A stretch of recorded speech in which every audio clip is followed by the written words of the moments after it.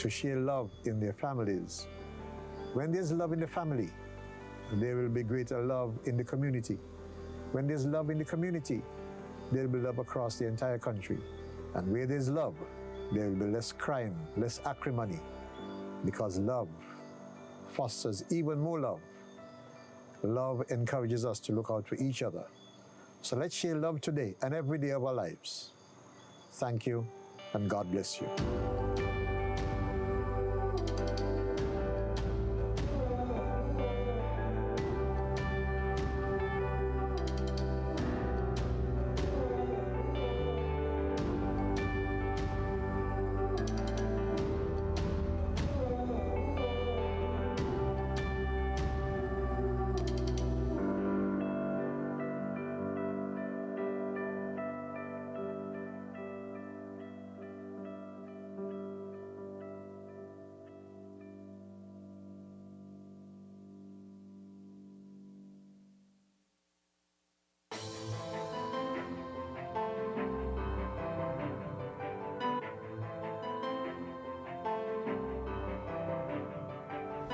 Today we're here at Cabbage Tree Housing Extension. The roads here have not been put in for some time. In fact, when I was elected, there was a need for the roads here, but they were not put in. And so if you look, you can see that the road works have started. It is supposed to be a project of about $8 million. When the roads have been constructed, it would help these persons who reside here to save on their wear and tear of their vehicles. Just before we were able to put these roads in, I got the cable TV to put the cable lines in so that now people can access cable in this particular area. So that I believe within the next few months, the people in this part of the community should be very happy. We have reached the point where dust will be reduced, wear and tear to their vehicle will be reduced, and they can sit in their living rooms and access cable TV if they want to. This is not the only project in Keon that I've undertaken since I've been elected. We had the Keon High School. The roof of the building, which runs parallel to the road, needed to be repaired. It has been completely replaced. We've got a technical drawing lab that was built, constructed with new facilities for the students at that school. And as we speak, there's another building which is going on in that same school. It is near completion. But Keon High School is not all. You go to the Keon Primary School. The main building was with asbestos roof since 1947, and it has now been replaced since I am the elected representative for this constituency. We have replaced that roof. No longer are the children exposed to asbestos material hanging over their heads. We have the St. Mary's Parks. You would realize that the guys can practice their football any hour in the night. It is a facility which I did not have when I was young.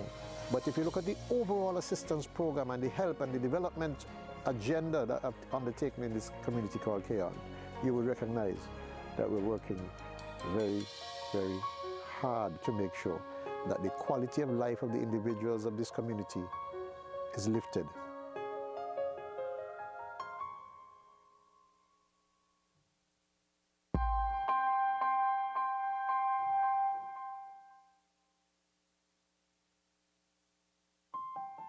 As we close the year 2018, we thought it was a good thing to visit all of the sites, to have a first-hand look of the level of activity and construction taking place as we work towards completing what we pledged to the country as early as possible in 2019. So today we began on the east side. We've been to most of the sites, if not all. And here we are now at Sandy Point, where in this area of Sandy Point, there's the construction of 10 houses taking place. And I believe that the Honorable Sean Richards, who is the representative for here, would be happy that his own plan for Sandy Point is taking shape. We have a plan to build 300 homes. The intention is to have as many persons as possible who are involved in construction working and providing for their families. And we are hopeful that at the end of this particular project, we'll then begin another project, building more homes in most of the areas. So far, we can boast that houses have been built in every parish and almost in every village. So everyone, everywhere can boast that they are feeling the benefits of this government. We have seen, walking with us today, that the housing construction is taking shape. And I'm confident that in 2019, when we ask the people of St. Kitts and Nevis again to look at what we have delivered and give us an opportunity, the people will say, well done, thou servant of the people, and give us an opportunity to serve again.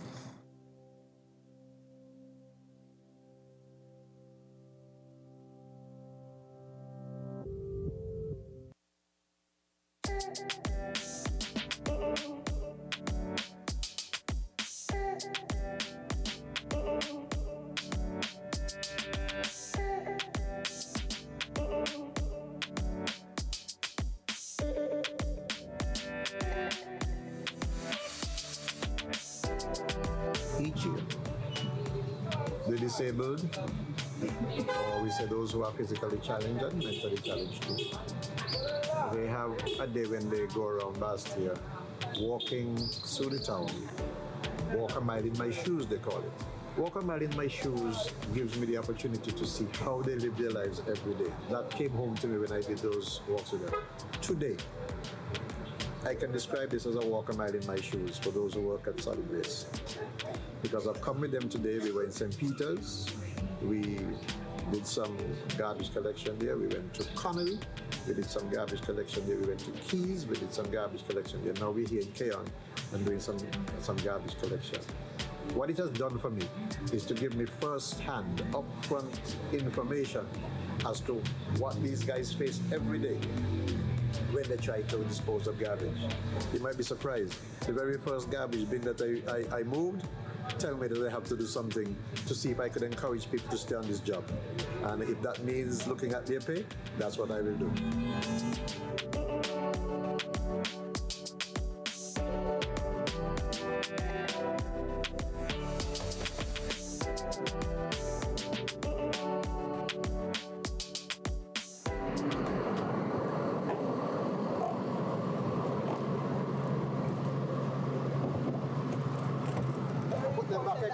When they don't put back mine.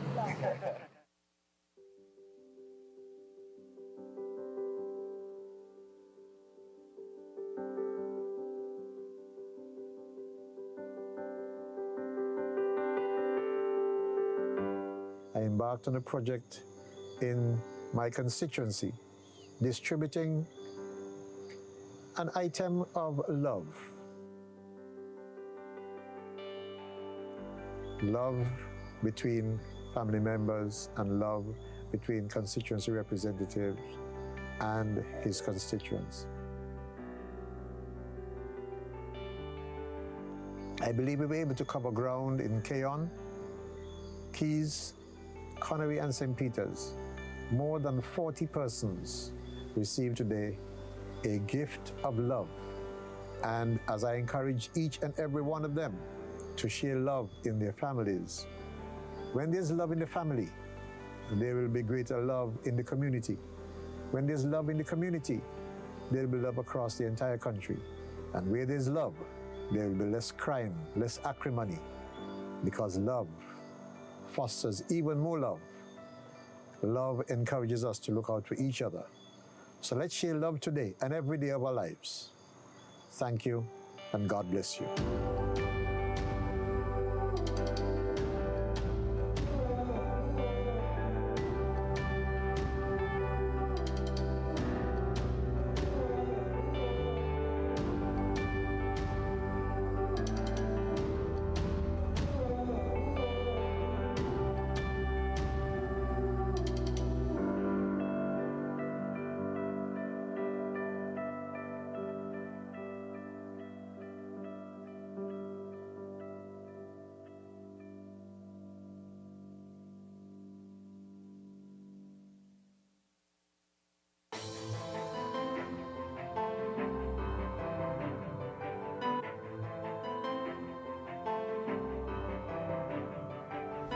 Today we're here at Chemistry Housing Extension. The roads here have not been put in for some time. In fact, when I was elected, there was a need for the roads here, but they were not put in. And so if you look, you can see that the road works have started. It is supposed to be a project of about $8 million. When the roads have been constructed, it will help these persons who reside here to save on their wear and tear of their vehicles. Just before we were able to put these roads in, I got the cable TV to put the cable lines in so that now people can access cable in this particular area. So that I believe within the next few months, the people in this part of the community should be very happy. We have reached the point where dust will be reduced, wear and tear to their vehicle will be reduced, and they can sit in their living rooms and access cable TV if they want to. This is not the only project in Keon that I've undertaken since I've been elected. We had the Keon High School. The roof of the building, which runs parallel to the road, needed to be repaired. It has been completely replaced. We've got a technical drawing lab that was built, constructed with new facilities for the students at that school. And as we speak, there's another building which is going on in that same school. It is near completion. But Keon High School is not all. You go to the Keon Primary School. The main building was with asbestos roof since 1947, and it has now been replaced. Since I am the elected representative for this constituency, we have replaced that roof. No longer are the children exposed to asbestos material hanging over their heads. We have the St. Mary's Parks. You would realize that the guys can practice their football any hour in the night. It is a facility which I did not have when I was young. But if you look at the overall assistance program and the help and the development agenda that I've undertaken in this community called Keon, you will recognize that we're working very, very hard to make sure that the quality of life of the individuals of this community is lifted.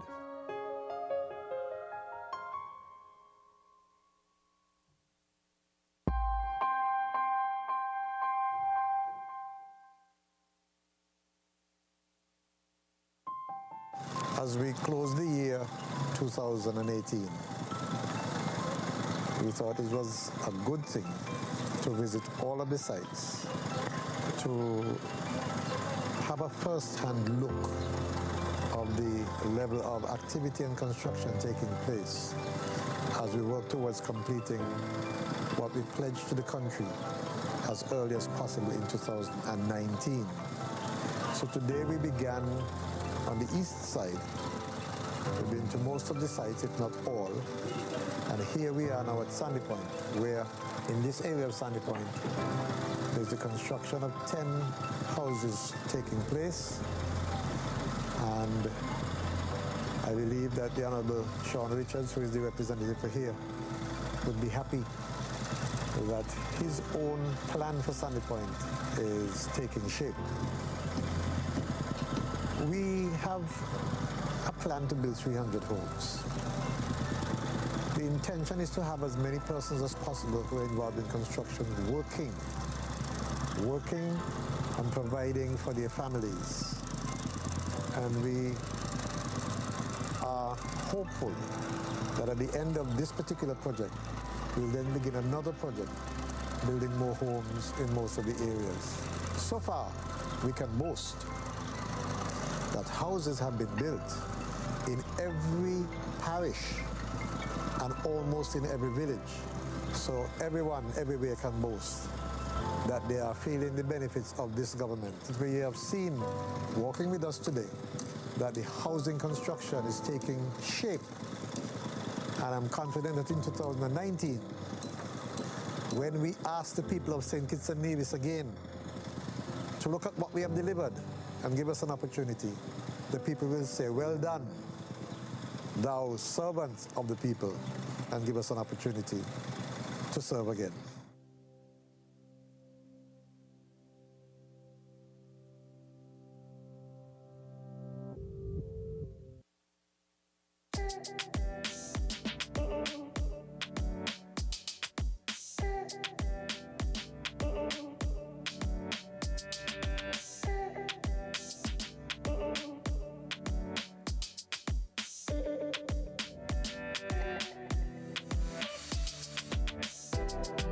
each year. The disabled, or we say those who are physically challenged and mentally challenged too, they have a day when they go around Bastia walking through the town. Walk a mile in my shoes, they call it. Walk a mile in my shoes gives me the opportunity to see how they live their lives every day. That came home to me when I did those walks with them.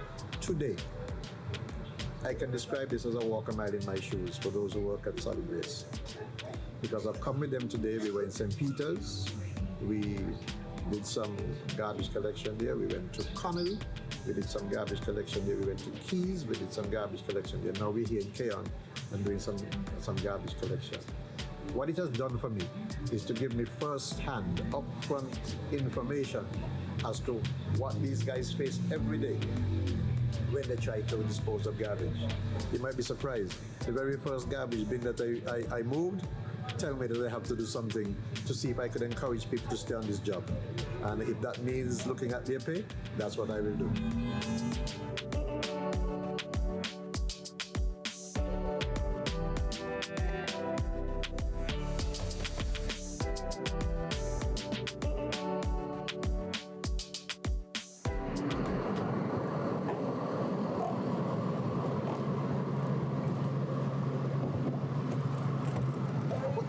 When they look at me, they don't put back mine.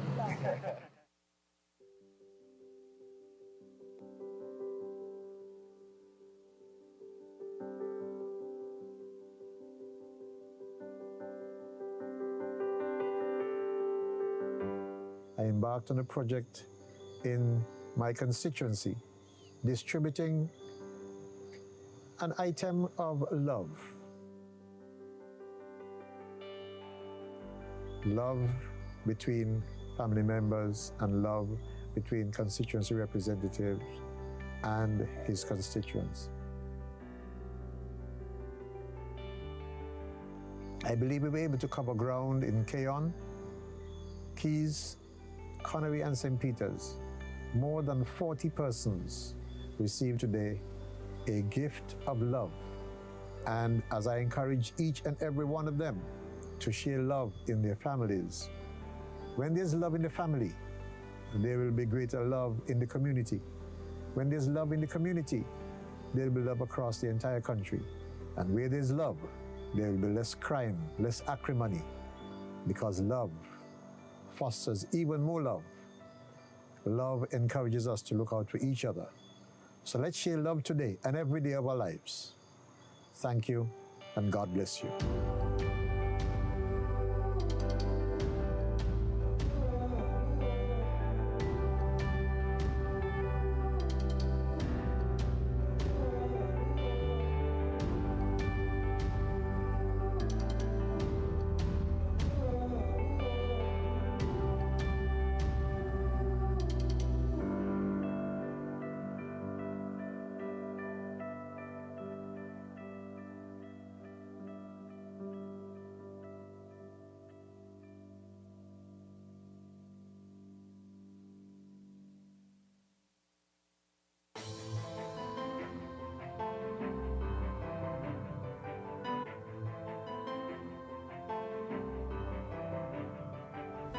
Today we're here at Cabbage Tree Housing Extension. The roads here have not been put in for some time. In fact, when I was elected, there was a need for the roads here, but they were not put in. And so if you look, you can see that the road works have started. It is supposed to be a project of about $8 million. When the roads have been constructed, it will help these persons who reside here to save on their wear and tear of their vehicles. Just before we were able to put these roads in, I got the cable TV to put the cable lines in so that now people can access cable in this particular area. So that I believe within the next few months, the people in this part of the community should be very happy. We have reached the point where dust will be reduced, wear and tear to their vehicle will be reduced, and they can sit in their living rooms and access cable TV if they want to. This is not the only project in Keon that I've undertaken since I've been elected. We had the Keon High School. The roof of the building, which runs parallel to the road needed to be repaired. It has been completely replaced. We've got a technical drawing lab that was built, constructed with new facilities for the students at that school. And as we speak, there's another building which is going on in that same school. It is near completion. But Keon High School is not all. You go to the Keon Primary School. The main building was with asbestos roof since 1947, and it has now been replaced since I am the elected representative for this constituency. We have replaced that roof. No longer are the children exposed to asbestos material hanging over their heads. We have the St. Mary's Parks. You would realize that the guys can practice their football any hour in the night. It is a facility which I did not have when I was young. But if you look at the overall assistance program and the help and the development agenda that I've undertaken in this community called Keon, you will recognize that we're working very, very hard to make sure that the quality of life of the individuals of this community is lifted.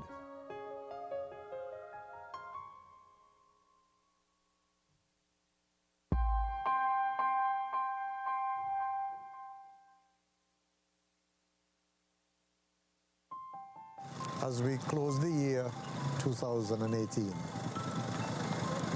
we thought it was a good thing to visit all of the sites, to have a first-hand look of the level of activity and construction taking place as we work towards completing what we pledged to the country as early as possible in 2019.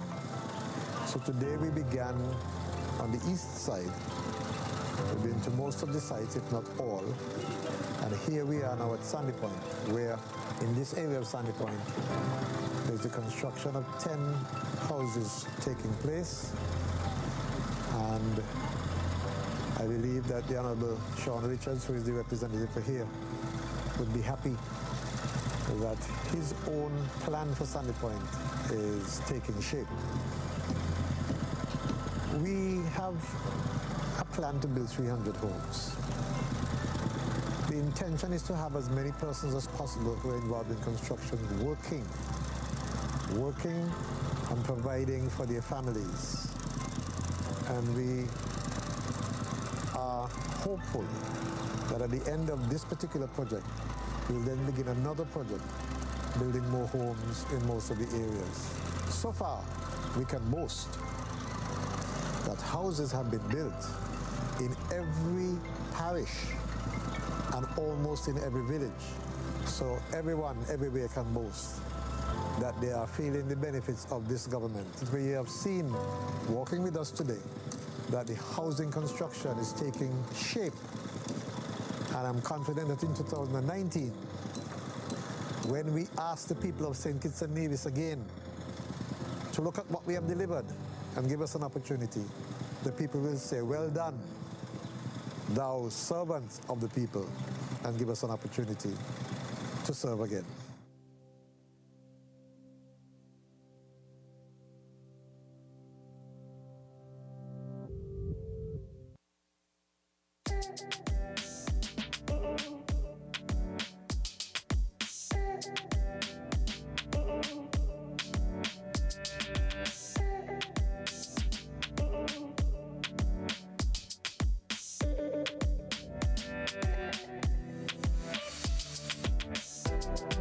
Each year, the disabled, or we say those who are physically challenged and mentally challenged too, they have a day when they go around Bastia walking through the town.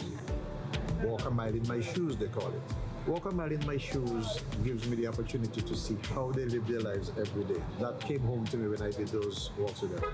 Today, I can describe this as a walk a mile in my shoes for those who work at Solid Waste. Because I've come with them today. We were in St. Peter's. We did some garbage collection there. We went to Connery.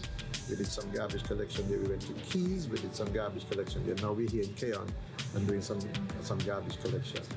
What it has done for me is to give me first-hand, upfront information as to what these guys face every day. when they try to dispose of garbage. You might be surprised. The very first garbage bin that I moved, tell me that I have to do something to see if I could encourage people to stay on this job.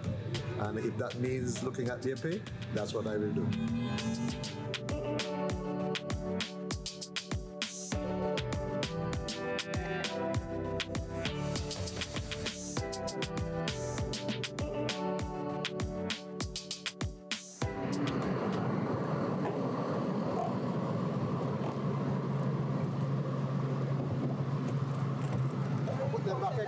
When they don't put back mine.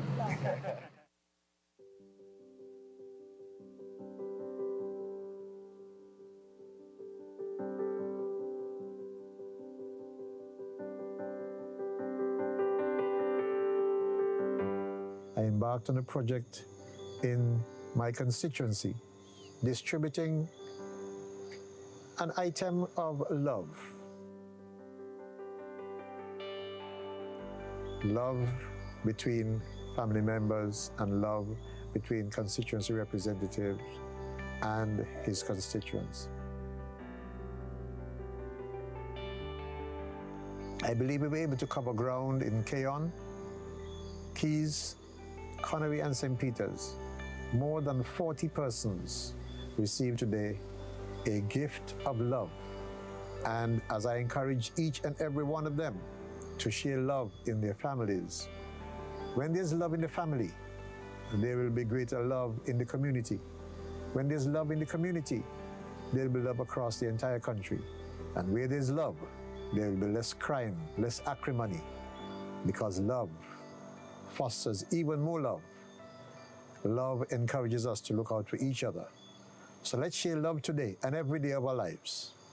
Thank you, and God bless you.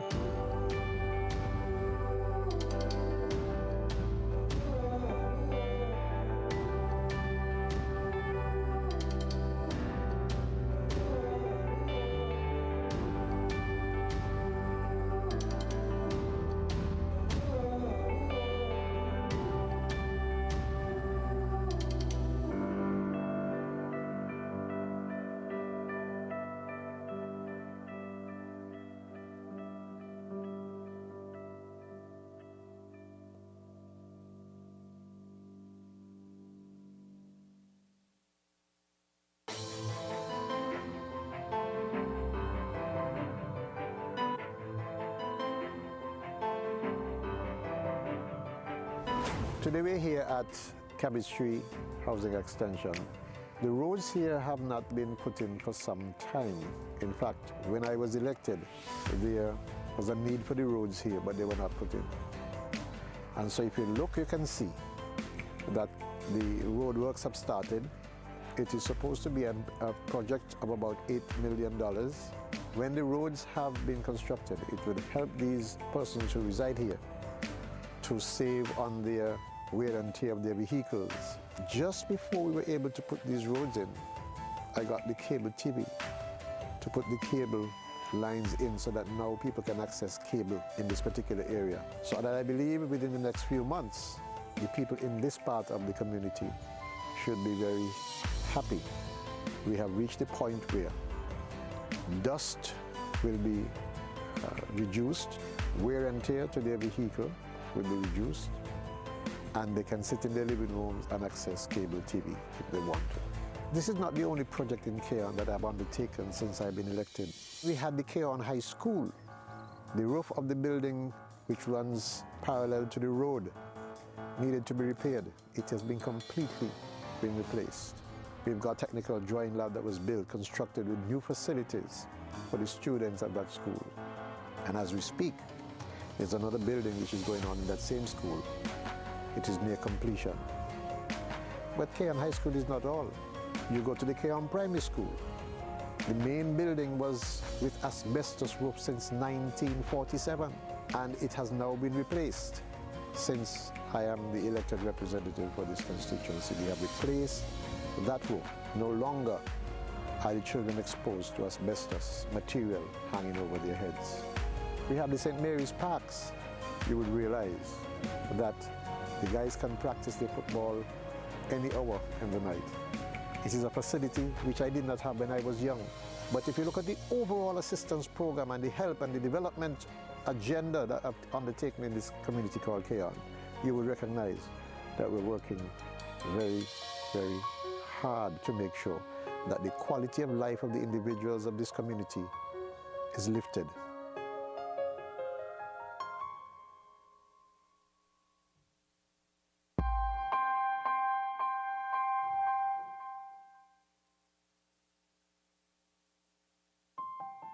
As we close the year 2018, we thought it was a good thing to visit all of the sites, to have a first-hand look of the level of activity and construction taking place as we work towards completing what we pledged to the country as early as possible in 2019. So today we began on the east side. We've been to most of the sites, if not all. And here we are now at Sandy Point, where in this area of Sandy Point, there's the construction of 10 houses taking place.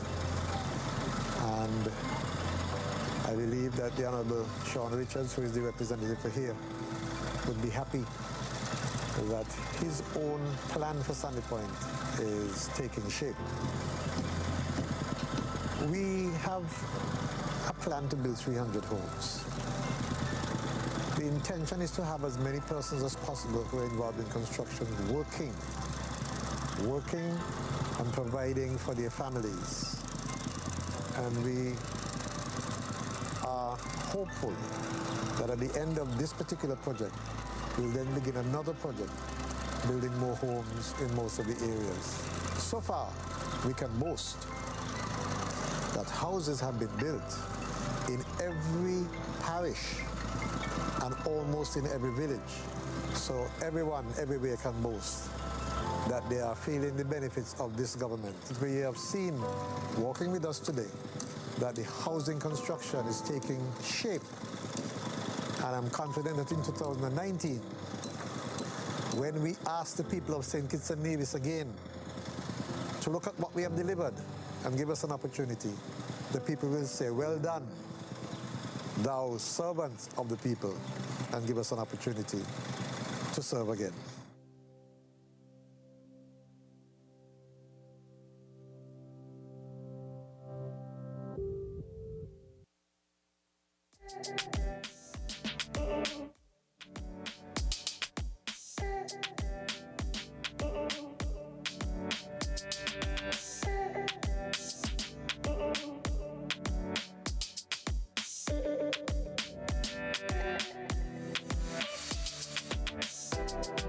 Each year, the disabled, or we say those who are physically challenged and mentally challenged too, they have a day when they go around Bastia walking through the town. Walk a mile in my shoes, they call it. Walk a mile in my shoes gives me the opportunity to see how they live their lives every day. That came home to me when I did those walks with them. Today, I can describe this as a walk a mile in my shoes for those who work at Solid Waste. Because I've come with them today. We were in St. Peter's. We did some garbage collection there. We went to Connell. We did some garbage collection there. We went to Keys. We did some garbage collection there. Now we're here in Keon and doing some garbage collection. What it has done for me is to give me first-hand, upfront information as to what these guys face every day when they try to dispose of garbage. You might be surprised. The very first garbage bin that I moved, tell me that I have to do something to see if I could encourage people to stay on this job. And if that means looking at their pay, that's what I will do.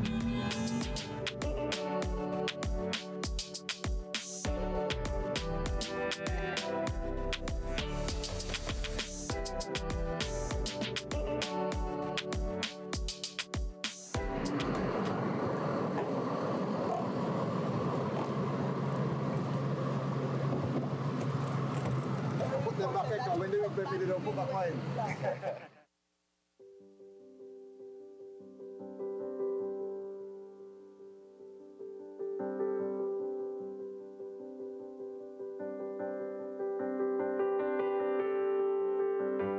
I embarked on a project in my constituency, distributing an item of love. Love between family members and love between constituency representatives and his constituents. I believe we were able to cover ground in Keyon, Keys, Connery and St. Peters. More than 40 persons received today a gift of love. And as I encourage each and every one of them to share love in their families, when there's love in the family, there will be greater love in the community. When there's love in the community, there will be love across the entire country. And where there's love, there will be less crime, less acrimony, because love fosters even more love. Love encourages us to look out for each other. So let's share love today and every day of our lives. Thank you, and God bless you.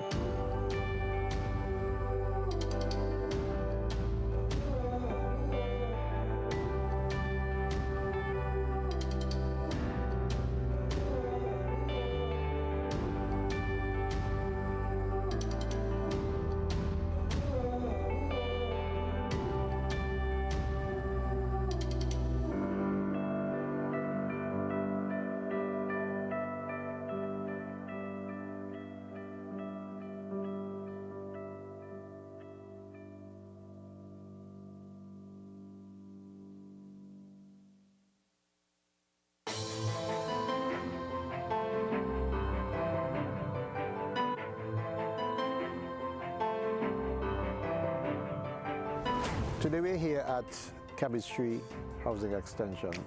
The roads here have not been put in for some time. In fact, when I was elected, there was a need for the roads here, but they were not put in. And so if you look, you can see that the road works have started. It is supposed to be a project of about $8 million. When the roads have been constructed, it will help these persons who reside here to save on their wear and tear of their vehicles. Just before we were able to put these roads in, I got the cable TV to put the cable lines in so that now people can access cable in this particular area. So that I believe within the next few months, the people in this part of the community should be very happy. We have reached the point where dust will be reduced, wear and tear to their vehicle will be reduced, and they can sit in their living rooms and access cable TV if they want to.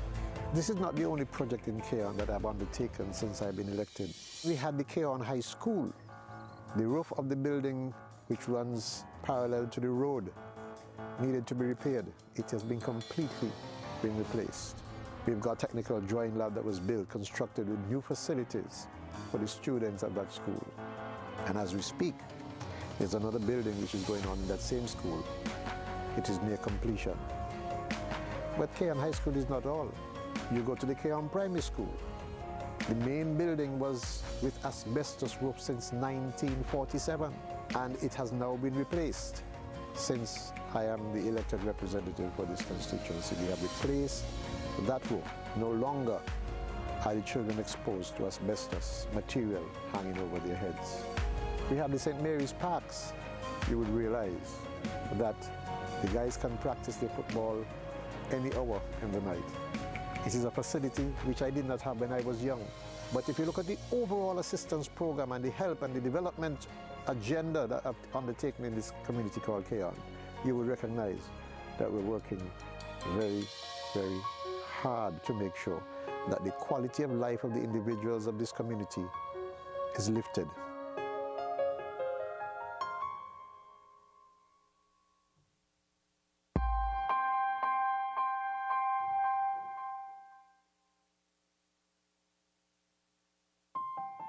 As we close the year 2018, we thought it was a good thing to visit all of the sites, to have a first-hand look of the level of activity and construction taking place as we work towards completing what we pledged to the country as early as possible in 2019. So today we began on the east side. We've been to most of the sites, if not all. And here we are now at Sandy Point, where in this area of Sandy Point, there's the construction of 10 houses taking place. And I believe that the Honorable Sean Richards, who is the representative for here, would be happy that his own plan for Sandy Point is taking shape. We have a plan to build 300 homes. The intention is to have as many persons as possible who are involved in construction working and providing for their families. And we are hopeful that at the end of this particular project, we'll then begin another project, building more homes in most of the areas. So far, we can boast that houses have been built in every parish and almost in every village. So everyone, everywhere can boast that they are feeling the benefits of this government. We have seen, walking with us today, that the housing construction is taking shape. And I'm confident that in 2019, when we ask the people of St. Kitts and Nevis again to look at what we have delivered and give us an opportunity, the people will say, well done, thou servants of the people, and give us an opportunity to serve again.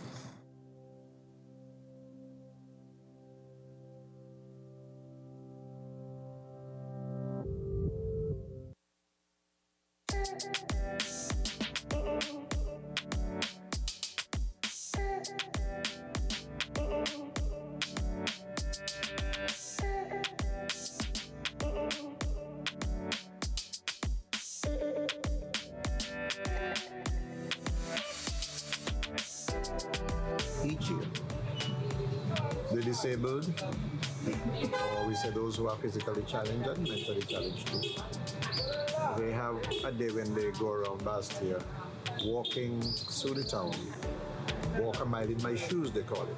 Walk a mile in my shoes gives me the opportunity to see how they live their lives every day. That came home to me when I did those walks with them. Today, I can describe this as a walk a mile in my shoes for those who work at Solid Waste.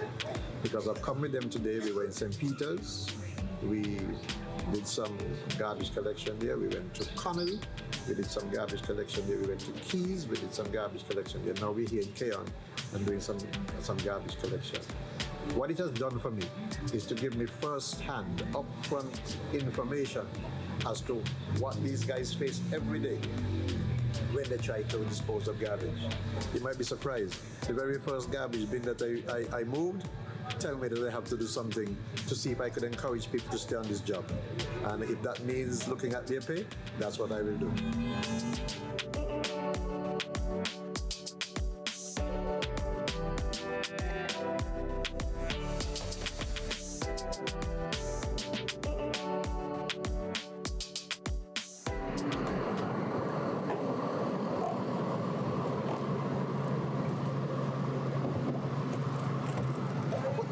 When they baby, they don't put back mine.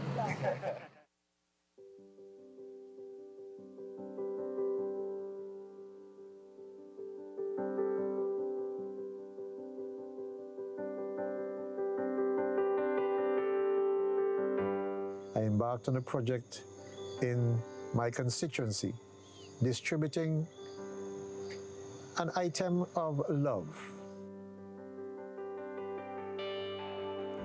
Love between family members and love between constituency representatives and his constituents. I believe we were able to cover ground in Keon, Keys, Connery and St. Peter's. More than 40 persons received today a gift of love. And as I encourage each and every one of them to share love in their families, when there's love in the family, there will be greater love in the community. When there's love in the community, there will be love across the entire country. And where there's love, there will be less crime, less acrimony, because love fosters even more love. Love encourages us to look out for each other. So let's share love today and every day of our lives. Thank you, and God bless you.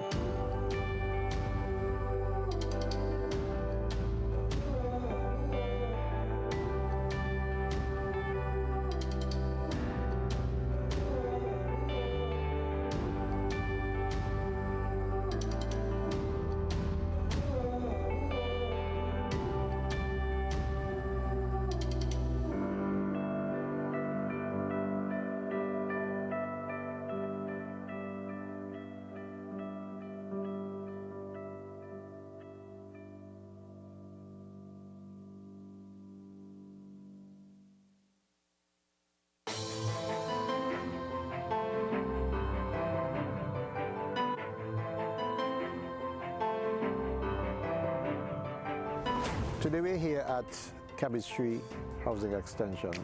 The roads here have not been put in for some time. In fact, when I was elected, there was a need for the roads here, but they were not put in. And so if you look, you can see that the road works have started. It is supposed to be a project of about $8 million. When the roads have been constructed, it would help these persons who reside here to save on their wear and tear of their vehicles. Just before we were able to put these roads in, I got the cable TV to put the cable lines in so that now people can access cable in this particular area. So that I believe within the next few months, the people in this part of the community should be very happy. We have reached the point where dust will be reduced, wear and tear to their vehicle will be reduced, and they can sit in their living rooms and access cable TV if they want to. This is not the only project in Keon that I've undertaken since I've been elected. We had the Keon High School. The roof of the building, which runs parallel to the road, needed to be repaired. It has been completely replaced.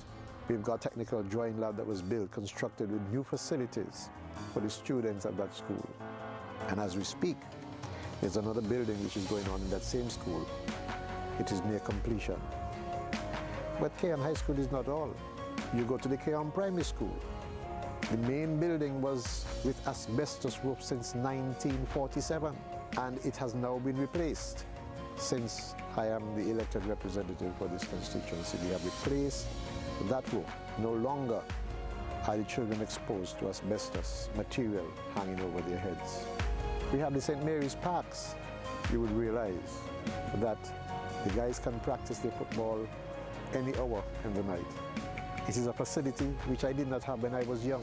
But if you look at the overall assistance program and the help and the development agenda that I've undertaken in this community called Keon, you will recognize that we're working very, very hard to make sure that the quality of life of the individuals of this community is lifted.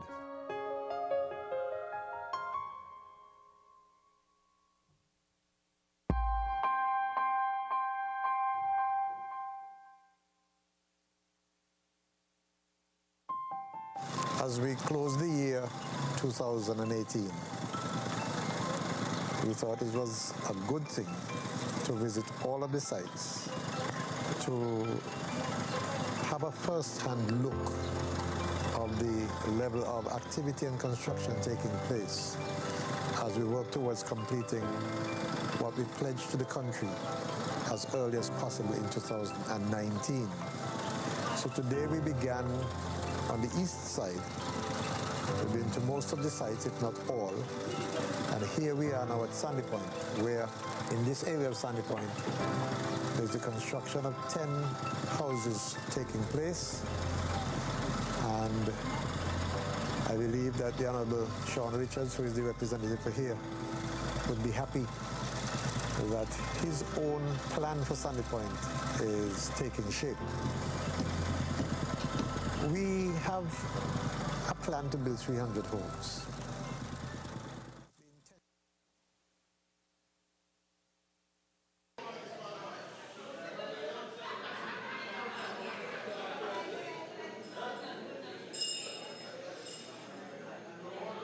Good Could those persons on the outside come on the inside?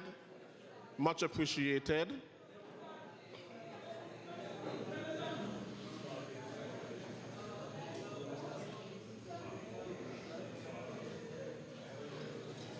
We still have some empty chairs inside.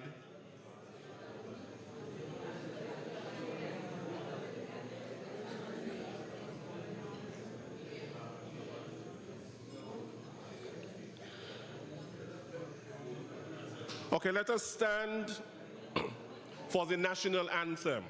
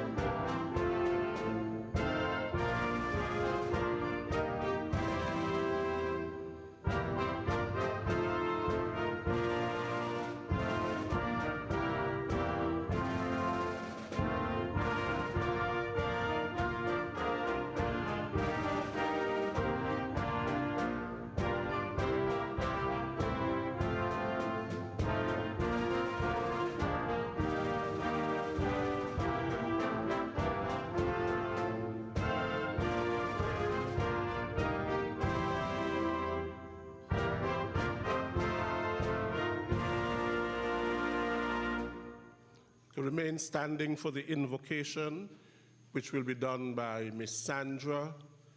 Where is she?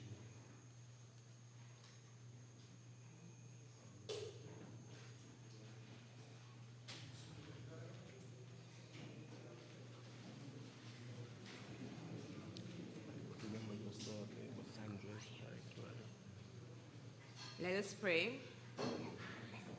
Gracious Heavenly God, we approach your throne with much humility. God, tonight we pray that as we gather here, that you would bless us and you would help us, dear Father, that we would gain much insights into the onward and forward going of our country. We pray, dear God, that you would bless the men that you have chosen to run this country. We pray, dear God, that you would give them abundant wisdom in everything they do to push this country forward. We pray for each man, each woman, each child of this country. We pray, dear God, that we may just be in one accord.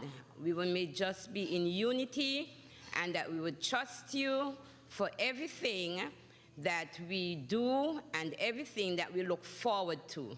We pray that you would bless these proceedings here tonight. In your name we pray. Amen. Amen.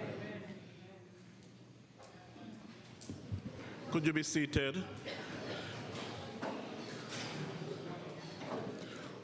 Okay, we've had a very long time to meet and greet. And now it's time for what we came here for, the meat of the matter, community consultation, team unity, community consultation, making dreams a reality in every community. We will be joined by the Honorable Prime Minister a bit later. He's on his way. But we have here with us the Honorable Ian Patches-Liburd, the Honorable Eugene Hamilton, who is the parliamentary representative for constituency number 8. And we have the Honorable Lindsay Grant. We have the Honorable Wendy Phipps. We have the Cabinet Secretary, Mrs. Josephine Huggins, here with us. To all of you, a pleasant night, and I hope that you would have come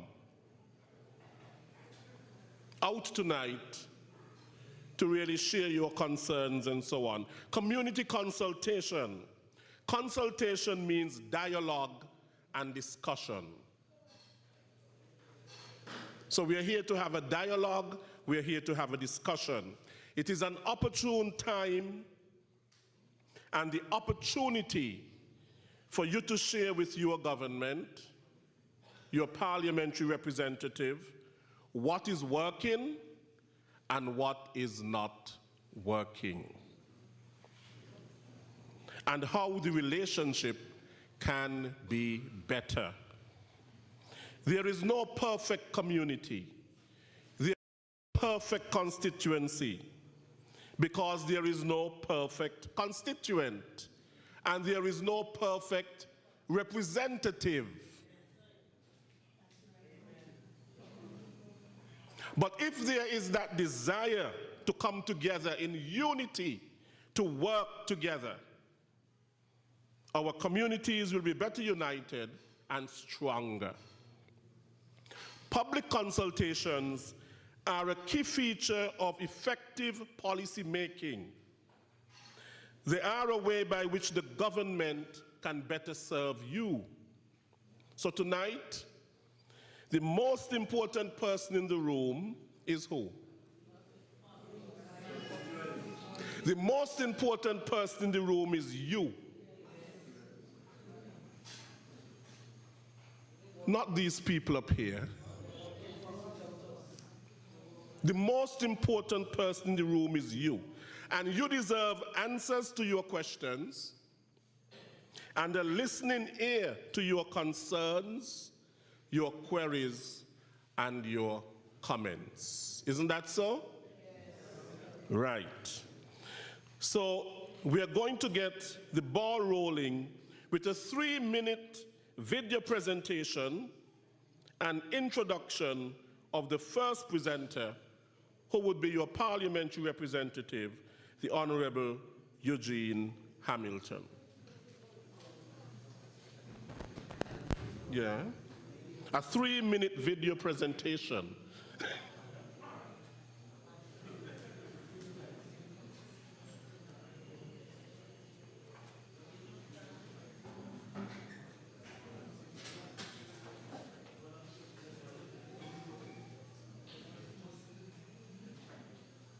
We are here at Cabbage Tree Extension.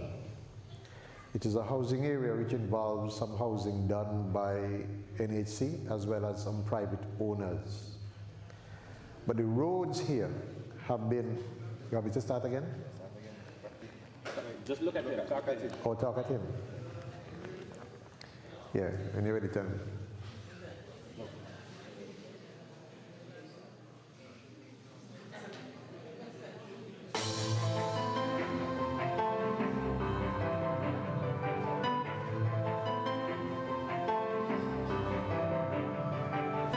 Today we're here at Cabbage Tree Housing Extension.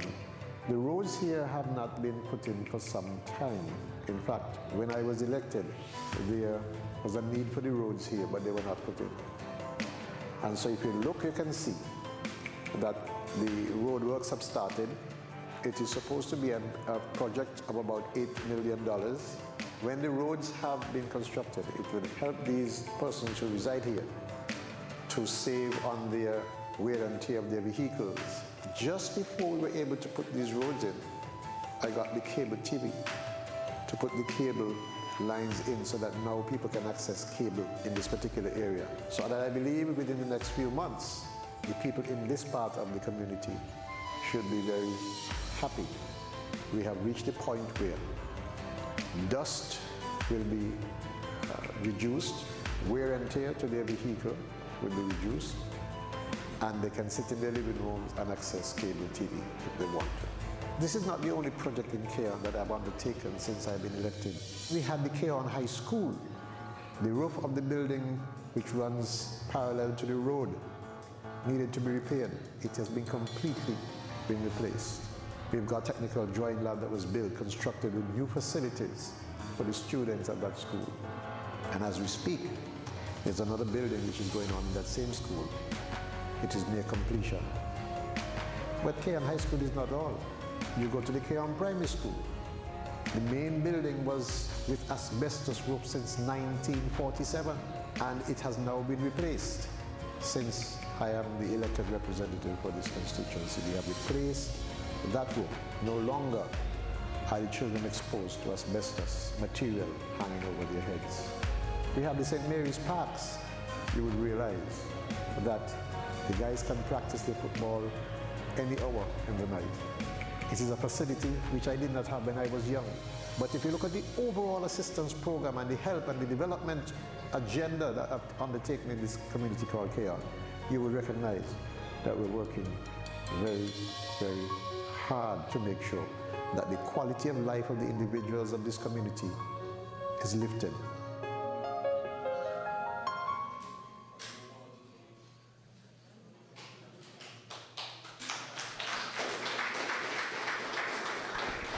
That 3 minutes went by very quickly. You could do it another 3 minutes, right? Okay.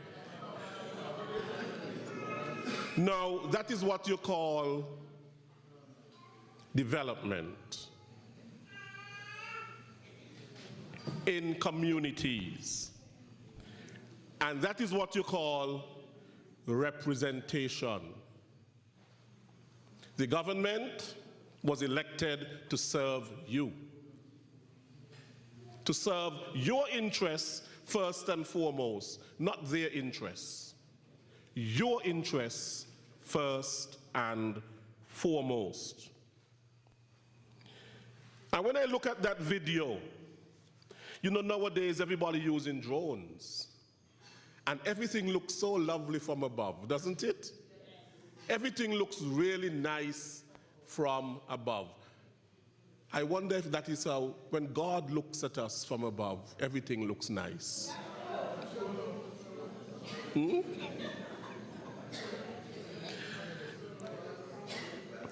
So I'm going to call now the Honorable Eugene Hamilton, your representative for constituency number 8. Give him a rousing round of applause.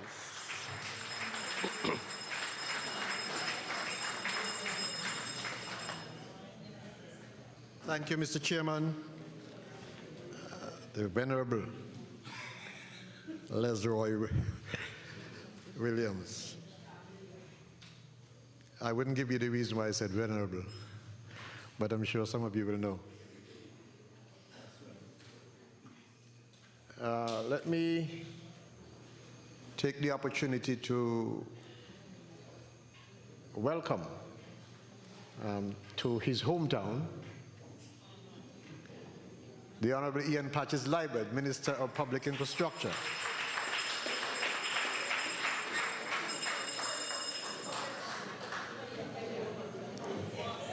I speak truth only, so you can't refute that.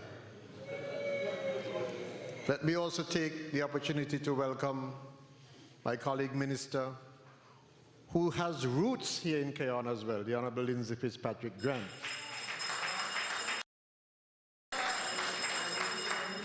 And I also take the opportunity to welcome among us the Honorable Senator Wendy Phipps. The last time I was here, because of the approach that I took, I somehow missed her and did not welcome her, but she's properly welcome tonight. That was when we had the last town hall meeting. You don't remember, but that's true. I also acknowledge, of course, the presence of the Cabinet Secretary, Mrs. Josephine Huggins, who is a very hard-working individual, without whom our cabinet would be drifting. And so let us give her a big hand, please. Let me also acknowledge the presence of you, who the chairperson described as the most important persons in the room. Let me say a very hearty welcome to all of you to this meeting.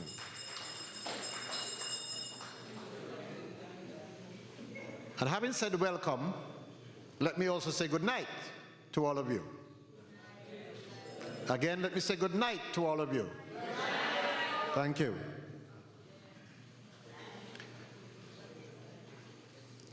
Tonight, I would outline how my constituents have benefited from choosing me as the elected representative to form part of a unity government that has delivered for this country in far greater proportions than any other government in the Eastern Caribbean. This government is led also by one of the most astute prime ministers in the region.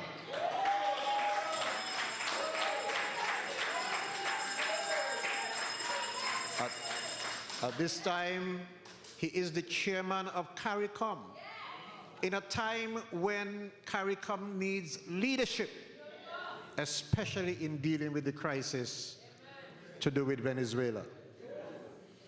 I begin there because I want you to recognize that while you may be hearing about Venezuela, and you might think that it is far away from you, if things were to escalate in Venezuela, where there is war, you can have an influx of individuals in this very country who are not running away from Venezuela, but trying to avoid war. And if they come here, it will affect the quality of life of you as an individual and as us as a people. It will affect the health situation in St. Kitts. It will affect the food and nutrition situation in St. Kitts. So I don't want us to ignore what's happening in Venezuela. Some of us may say, well, it ain't happening here.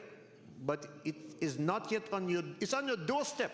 It's not yet in your house because no war has started.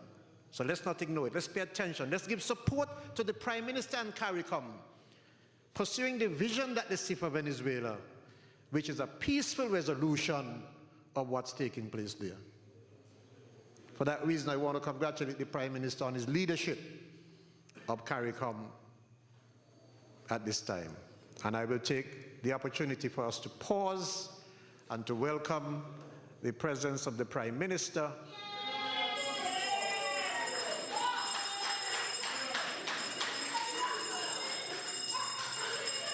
who are being signaled should be walking in any time now.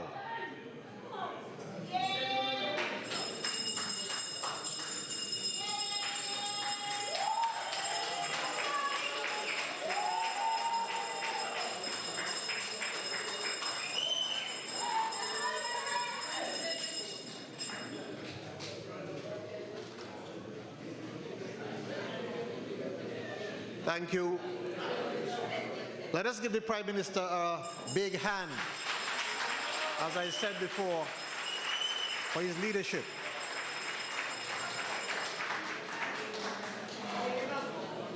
When I was first elected in 2010, there was no team unity.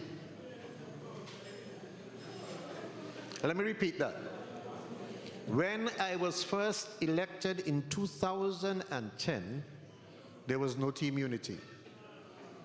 But by 2013, it was recognized that this country needed a change. And because of that, 3 political parties came together and embraced what you told us to do, which is that you needed a unity government. And we formed the team unity and launched at Greenland in September of 2013.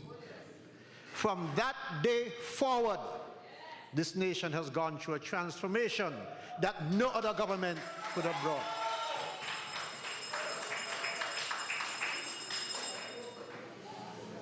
Every country in the Eastern Caribbean is jealous of the way St. Kitts and Nevis is being run.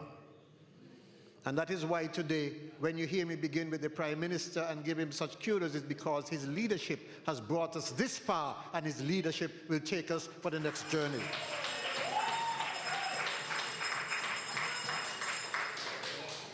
So what has my being a part of Team Unity meant for this constituency? And you will forgive me, my good friends from St. Peter's, though I will mention things about St. Peter's, and Connery, and Keys. You'll forgive me if a lot of what I speak about is in Keon, because we are having this meeting in Keon. And I want to dispel any myth that this Team Unity administration has not delivered in Keon, because there are myths, people who write on the internet and all over the place, talking nonsense and have never accomplished anything in their life. Because when you walk through Keon, when you drive through Keon, and Connery too, and you look at the way we have adorned the place with picket fencing, there is no other place in the country that looks like Keon and Connery. Am I wrong? That is the truth. When you go down in the Keon River, next to where Bernard Phipps lived, where water was collected below in such a dirty sewer, breeding mosquitoes and all kinds of diseases that for years had never been dealt with. It's no longer there because of a Team Unity government. When you go to the Keon Primary School and realize that the building that housed students like me since 1947, that had a roof made of asbestos, which has the potential to give cancer. And it has only been changed since this Team Unity government. It shows you that your government is at work. When you go to the Keon High School and you look at the building that runs parallel with St. Mary's Road and realize that the roof of that building was replaced, the windows were fixed. When you go to the same school and see we set up another project, building a lab where you can house at least 20 technicians doing technical drawing. When you go to the school and see another building just near completion, right on that compound, you know that your government has been working. When you take a stroll across Maynard Park and you see that the basketball court and the netball court have both been resurfaced, and that the basketball court has new hoops that are first class, you know that your government has been working. When you go up to Cabbage Tree, where that village had been put there, that place was outfitted with some low-income houses. And for years, they could not access cable television. And you go there now and recognize that every household can see cable television. You know that your government has been working. When you go there and you see the roads that the Honorable Ian Patches-Libert have put in there, almost complete, you know that your government has been working. There is no reason why anyone living in Cabbage Tree Phase 2 supposed to vote for any other government but the Unity government when the election comes.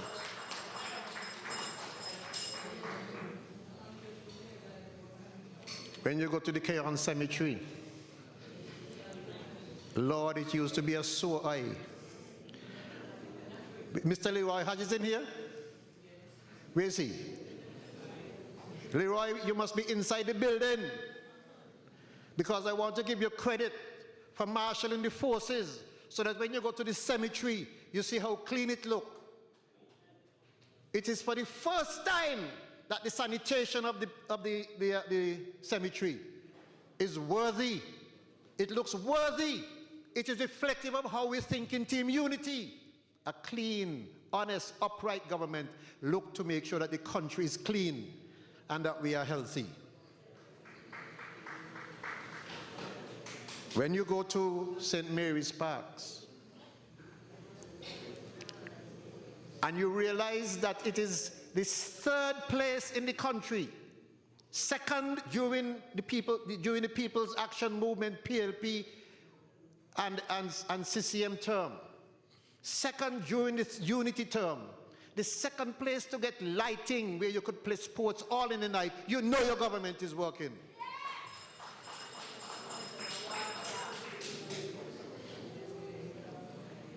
As we speak,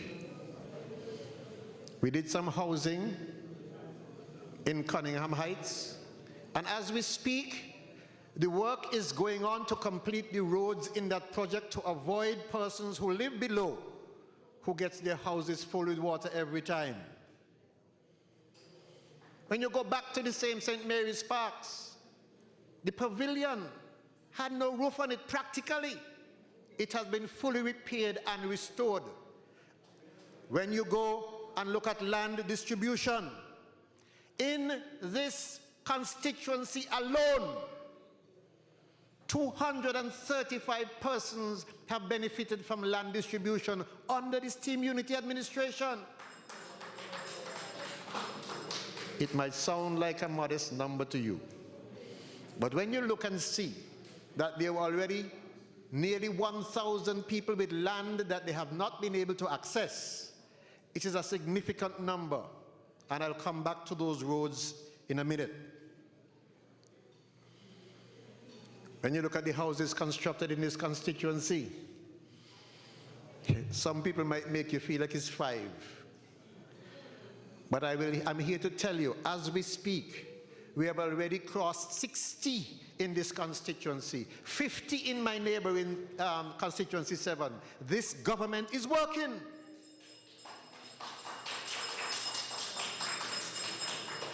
When you look at what's happening at Connery Playfield, Connery Playfield was resurfaced after having been under poor condition for many years, doing damage to the footballers' feet. When you look at the road at Connery Terrace, you know that the government is working. When you look at the fact that we have put a doctor's office in the Connery Community Center, never before in the history, so that the people from Connery don't have to go down to East Bastille anymore. They can go to the doctor's office right there in the community center. You know your government is working. When we put computers at the Connery Community Center and offer free Wi-Fi at the center and at the daycare center or the children's school, the preschool, free Wi-Fi, you know your government is thinking of the future of these children.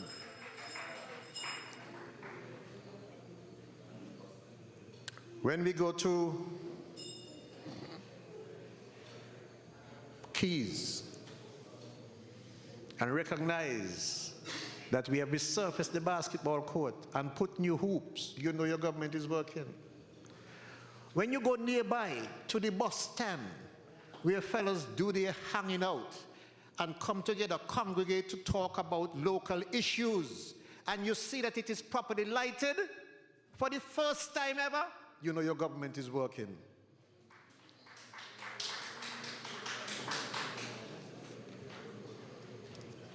When you go to St. Peter's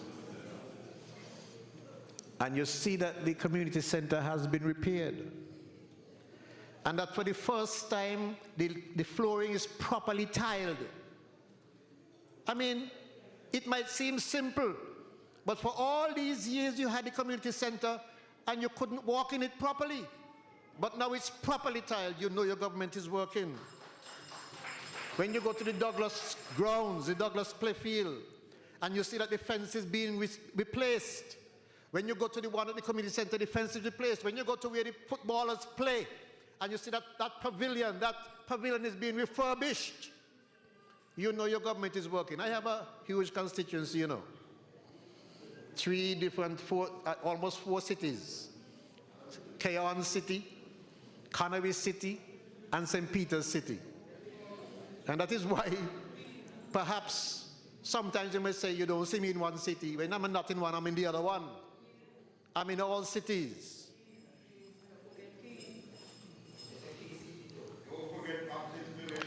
When over 400 householders in this constituency get their roofs fixed, Over 400 persons in this constituency who get their roof fixed. Some of them get their toilets on the house which they never had. Under the health program, you know that your government is working. They got people in here, you know, who get the house roof fixed. They could put up their hand. Put up your hand, man, if you're here. Yes. Don't be ashamed to say you got your house roof fixed. In 20 years of labor, hurricane after hurricane, they have never lifted a finger to do a house roof repair. Team Unity in 4 years set about on a roof repair program that has never been done before. Let's not deny it. Your government is working. Your government is working. I'm not speaking about the national things, you know, because I could speak about what's happening with universal health. I could speak about what's happening with hospital, where we do all the, you know, chemotherapy and so on. I'm not speaking about those things. You almost take those things for granted. I'm talking about how these things affect us in our constituency. That's what I'm talking about. How what we are doing affect me in the constituency. So I want to look forward. Because for those of you who don't know, with all of what I've just outlined, as we speak, we are doing the roads project at Cunningham Heights. But as we speak, the budget for 2019 has captured a project at the same St. Mary's Park, where we intend to spend another $3.1 million over time, beginning this year, to put in the bleachers, so that the sports people from the Keon High School, when you have your next sports day, bleachers will be down there for you to sit in.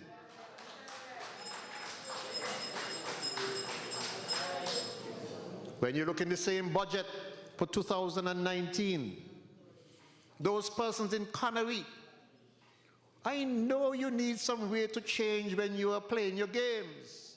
And I know you want 2 separate units, one for female and one for male. And so the project is in the budget, a $2.5 million project. We are going to do the work there so that whenever you finish playing or whenever you're changing your clothes, you don't have to do it on the field. You can go right in the building and get it done at Connery. This will commence very shortly in Connery. We're looking forward. When you go to St. Peter's, again in the budget, those of you who are here from St. Peter's, one of the things that is troubling is the condition of your health center. Termite ridden. It was so long time, you know. Almost 15 years ago it was termite ridden. But the previous Minister of Health never paid any attention to it. Look at the budget for 2019 and you will see in the budget a $2.5 million project to build a brand new health center in St. Peter's starting very soon.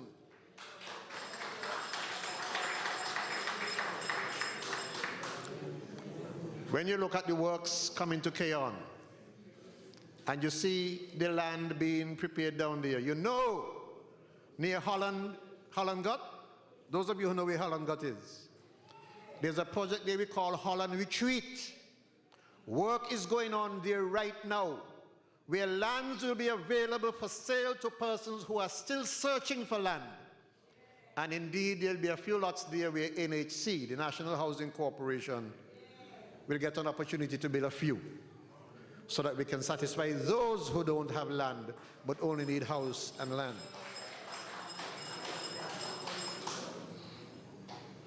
I have one thing to do in Upper Keon that I promised to do when we were campaigning. I talked about a studio. I talked about a studio because I wanted to encourage the young men and women who believe that they have talent in recording music to be able to put their talent together and produce something that can be of financial benefit to them. I want young people to believe or to know that this government stands behind them when they want to use their creativity. And so we're going to work on that just now. In fact, I won't give you a date, but I will tell you, as the road finishes, they will commence the work to level that area where the playing field is supposed to be green spaces. And that's where we're going to do our studio. I say this because I want to remind the young people, those of you who are saying you may not be able to get the job or you can't go anywhere else to look a job for whatever reason, that if you have a talent, musical or otherwise, there will be an opportunity to express yourself and produce whatever records you can, whatever CD or whatever it is you can. And hopefully you can be so organized that it will make you money. Whatever will come to you will come as a result of the support of this government. Let me say that we are on a home stretch for the next election. I am not the Prime Minister, I don't know when he's going to call. But if it calls tomorrow, I want you to be ready. You ready? If it calls next year, I want you to be double ready. Because the Team Unity administration must be returned stronger than ever and better than ever. The Team Unity administration will be fielding candidates, and we want to bring home 2 more new seats, 3 more new seats if we can, but surely 2 when the elections are called. Because I know you want to see a killer in the house, don't you? And I know you would like to see General in the house, don't you? You gonna give them any? You gonna give them any? I'll go no further. I'll leave that for the Prime Minister. The Prime Minister knows how many he wants. So I'll leave that for him. I will just say, this is our first town hall meeting of this 4th anniversary. This is our first town hall meeting of this anniversary, 4th anniversary. We are going to have several more town hall meetings throughout this month.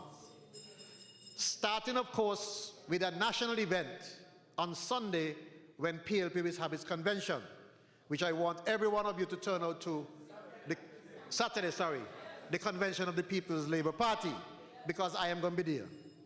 And I want everyone to be there. And send a message to your friends as well, that they should be there. And then after that we have another convention, the People's Action Movement Convention in the following month. But you know what I would like to see, Mr. Prime Minister? I would like to see a joint convention, you know. I would like to see a joint convention. Maybe sometime near September or so. Pull everybody together in one big family. Family. That's what it is.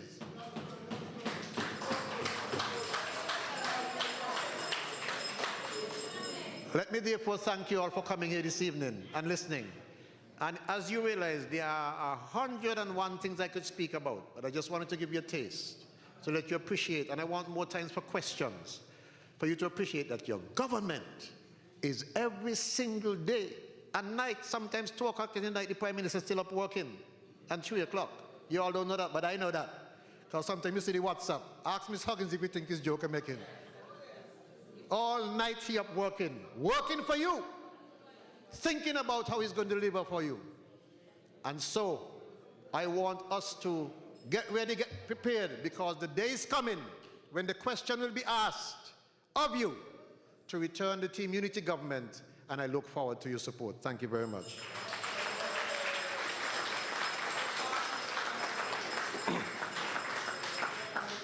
Okay, we give the in Hamilton another round of applause. I know he could stay here and talk all night, but we don't have all night here. So we will move the program along and introduce our next speaker, who is the Prime Minister of St. Kitts and Nevis.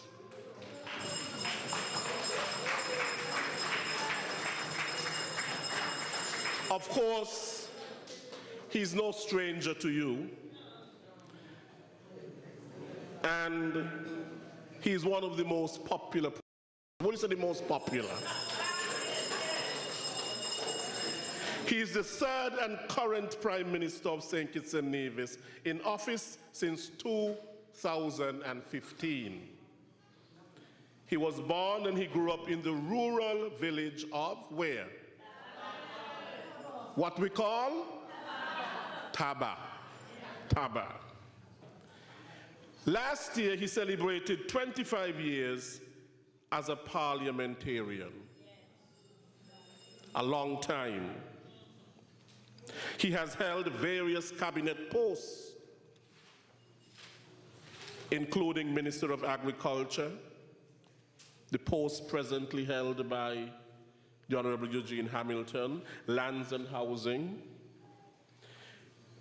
Minister of Education, Minister of Foreign Affairs, International Trade, Industry and Commerce, held by the Honorable Lindsey Grant. No wonder he leads the tripartite government. He is the most experienced politician among them all. He has had the most years in government, and I think they can sit at his feet and learn from him. He is presently the leader of the People's Labour Party, which will host its convention on Saturday at the Patsy Allers playing field. At what time? Okay, you're on the ball. 4 o'clock. The Honorable Sean Richards is the leader of the People's Action Movement. He's not here tonight. My understanding is that he is on overseas duties. And the leader of the Concerned Citizens Movement is not here tonight either. My understanding is that he's on overseas duties as well. If I think correctly, he's in Bucharest, someplace in Europe. Romania. It's in Romania at some CARICOM meeting there. Without further ado, we would call to the podium the Honorable Prime Minister, Dr. the Honorable Timothy Harris. Give him a rousing round of applause.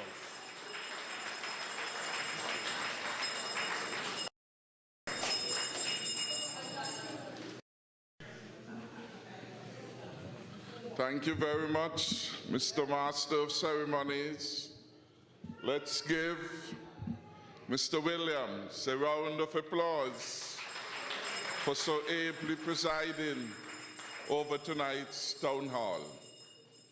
I am happy to be here with my colleagues in the cabinet, and let me bring the apologies of those who are absent and abroad on service to the country. The Honorable Attorney General is absent on official business. The Honorable Van Semry, and you have heard that the Honorable Mark Grantley is also absent from state on official duty. And the Honorable Sean Richards is in Dubai, accompanying the national team of the Special Olympics as they do contests on behalf of the country there. We have here with us, and you have welcomed them before, but we are celebrating 4 years of a team unity administration. 4 years of working for you.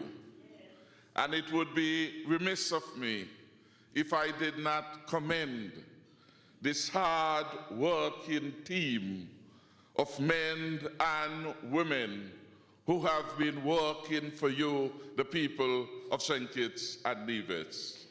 So help me with your round of applause, acknowledge the Honorable Lindsay Grant, our Minister of Tourism, the Honorable Minister of Agriculture and Parliamentary Representative Eugene Hamilton, and the Honorable Patrice Liebert, Senator Wendy Phipps, our Cabinet Secretary, and of course Ambassador Michael Powell, and all the other officials of government who are here. It has truly been a team effort that has brought the country from where it was in the mire and clay in 2015 to where we are now, a proud, beautiful, small country doing wonders. And we as the citizens and residents of St. Kitts and Nevis can certainly feel proud. Proud that in so many areas, your St. Kitts and Nevis is number one. The other day, we heard the Chief Justice, Madame Pereira, speaking at a special forum at the Royal St. Kitts Hotel. And she was saying to us, you know, she heard Antigua boasting about its ranking and the World Justice Project Ease of Doing Business report. What did Antigua do? Antigua came second in the OECS and 33 or something like that in the world. She said, you in St. Kitts and Nevis have so much more to be proud of because we are number one in the OECS, number 30 in the world. Number one in the OECS. That is where we are at. And interestingly, when you listen to some of the jokers and hypocrites on national radio condemning the government, because if we do, we damn, and if we don't, we damn.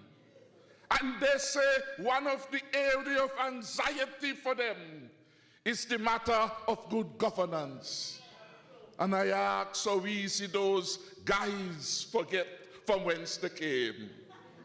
How easy some people to slide back in the game of forgetfulness because they know that under Denzel Douglas, democracy was being undermined. And we have brought it back home to the people to whom it belongs. The World Justice Project report examine the level of good governance in St. Kitts and Nevis, examine transparency in our government, examine the level of corruption, if any, in our country, and they found that St. Kitts and Nevis was the best performing government and the rule of law. So when I hear some of these people criticizing, they want help. They're not serious. And that is why sometimes rather than get yourself frustrated by listening to the nonsense which they speak week after week, and then you're calling me, Lord, the red man last night, he said some things there, and if I did, I tell you, don't let your pressure go up, just lock them off. Lock them off. Why is it you're going to listen to those lies and propaganda, and then you're worrying yourself? You know, these are people, unless they put their hands on power, they will never be satisfied. And there are some people in this country who believe that because of their color, because of their station in life, they are to run things. And if you put it in their hand, they will run it down to the ground. And sometimes when you hear them talking because they know just come, you must ask yourself, what has been the record? What has been their record when they were there in government? And then you recognize the devil can't correct sin. And that is what they want to do. The devil can't correct sin. And that is the reality. People all over the world marveling about our progress. We just had the heads of CARICOM come here. Over 170 persons came in for the convention, and every day they're commending us. Prime Minister Harris, your country is on the move. Your country has changed. Your country is developing. Your infrastructure is so nice. The smallest country in the world is the best managed country in the world, thanks to you.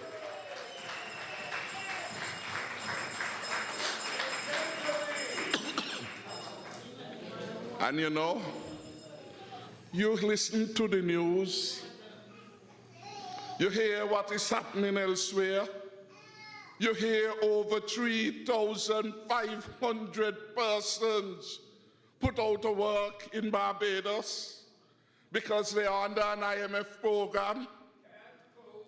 You hear that?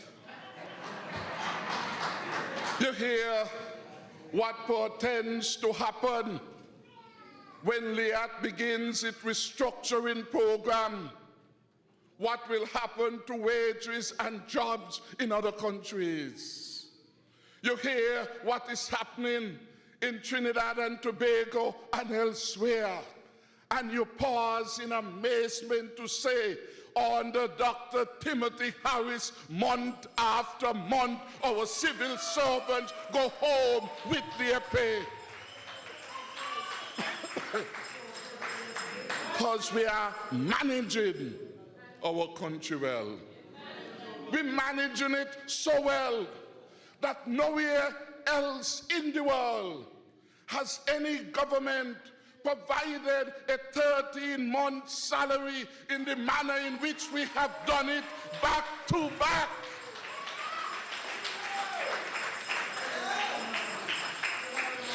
We have managed so well that while some countries are saying that they are under pressure, they are going into an IMF program. Thank God, because we know how to do things in this our country, because we have pride, because we have management skills. We took the decision and we paid off the IMF $117 million in one blow.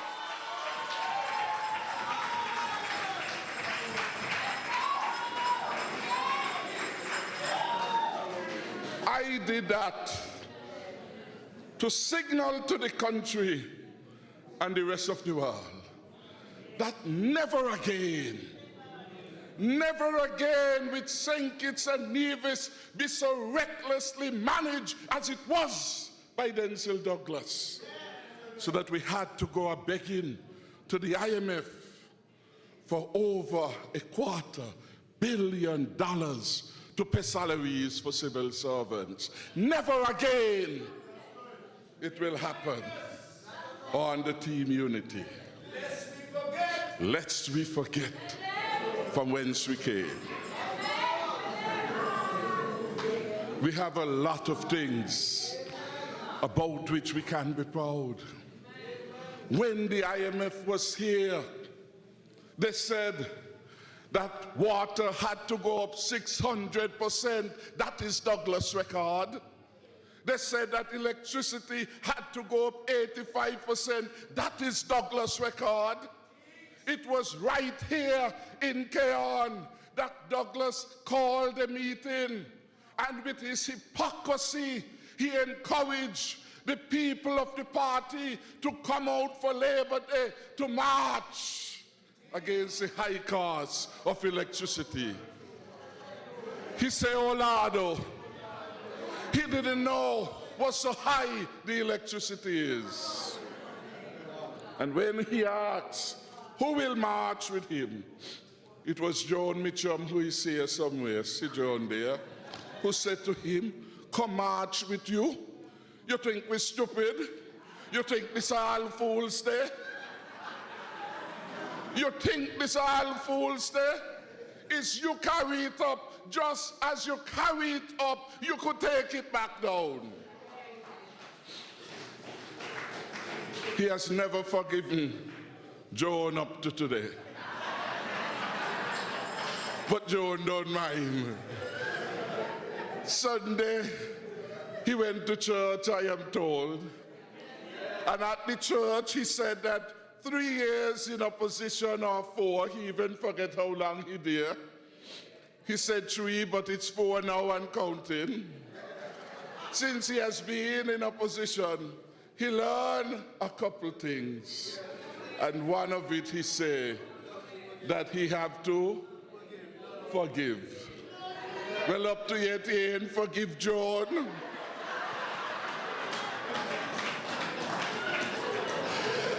And you know, never in his life will he forgive me.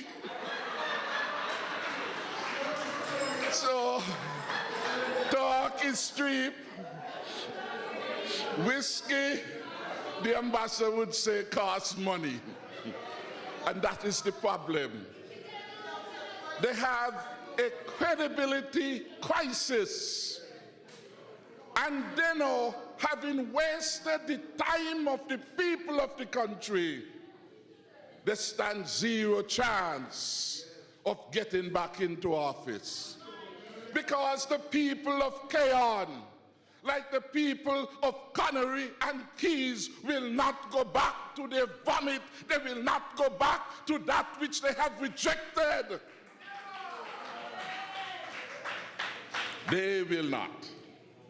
So all these little things he's saying no to fool people. Everybody knows that Denzel Douglas is a stranger to the truth. But beyond that, it is the fact that you can feel proud of what your government has been doing for you and has accomplished in the last 4 years. And I put it to you now that no other government in living memory has performed the way the Team Unity administration has performed.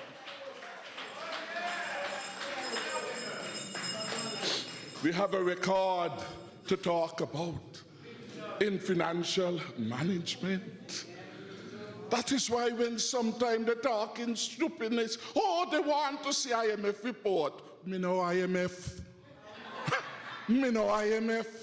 So nothing there for them to report. Douglas needed their report to get the okay to go ahead and do things. Well, if you know the bank, what am I call you for? What they gonna be calling you for? You ain't got no business with them. So we are moving the country. That is why we are able to start the most massive road resurfacing program in the last 20 years. From Connery to Keys. And then you go around the other side where you start patches in West. From camps all the way down where they are to Challengers. And all of that we're doing from our own money. And somebody must ask, what was Douglas doing with the billions of dollars he said he had? What was he doing? So that in 4 years, the things that he said he could not do, Team Unity doing them so easily. They said, the road's in a horrible state. Come Thursday, we started it. and we're going to finish it. Come Thursday, right here at Keys Extension, next to the church. Right name? Cipriani Williams Church. We are going to be having a ceremony to which all of you are invited. 9 local contractors will be coming forward to sign to begin the second phase of the Island Main Road resurfacing project. $43 million to be expended. Your own money from sensible management of the economy. That is what is happening. 22 miles of roads to be done. Widened, as we have done there in Keys, where the possibility exists. Drainage put in place. Sidewalks being we are moving forward. Envy you to good. We are moving forward, and we must ensure that the country continues to move forward and upward under the able leadership of Team Unity. So I say thank you for that wisdom and vision you had way back then. When you had a choice, you chose Team Unity. For my part, I remain humbled that I, the son of a poor woman and a poor father who worked in the sugar industry, came all the way from Cotton Ground in Nevis, never returned, fathered 33 sons and daughters in St. Kitts. And I, the third child of my poor mother, because of your love, have been risen to become the country's third Prime Minister.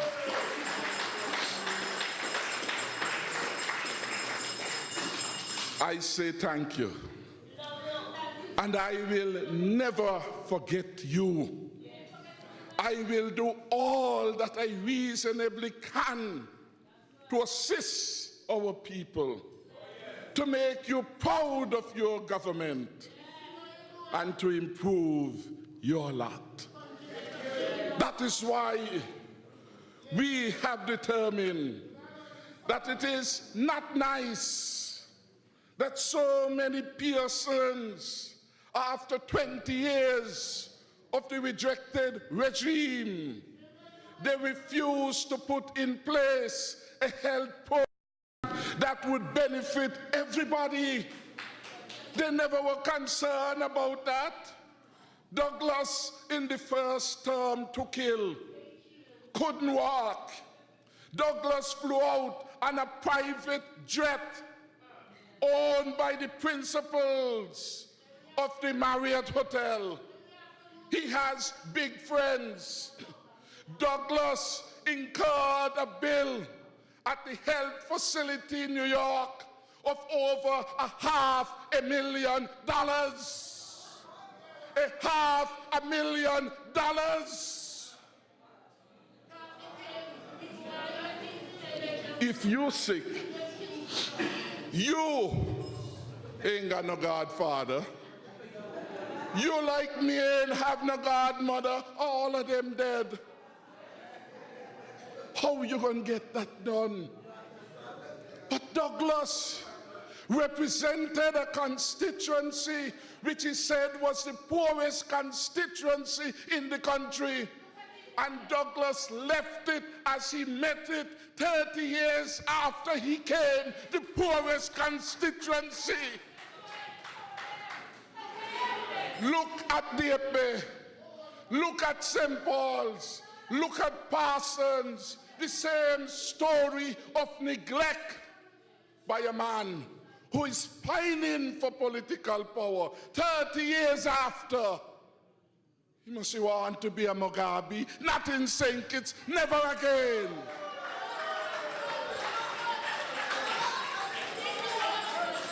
He wants to be an Idi Amin, not in St. Kitts, never again.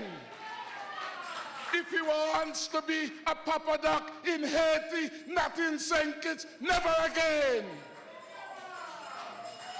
Never again. And you, the people, will prevent him from getting his greedy and corrupt hands and power again, because he wants to come back to do a vendetta on behalf of the people. What are we doing in contrast to that rejected thing? We have already, with the help of Eugene Hamilton, asked him to put his expertise as an insurance man to work on behalf of the people. And we are talking now about a national health insurance plan, so that wherever you are, wherever you live, whether you're rich or poor, if sickness comes, you don't have to worry, because there will be an insurance fund available to take care of your financial needs. First time it will happen anywhere, and it will be under team unity. That is what we're doing. The contrast is clear. The government, after 20 years of Douglas, had become paralyzed. They had become a disabled government, a dysfunctional government.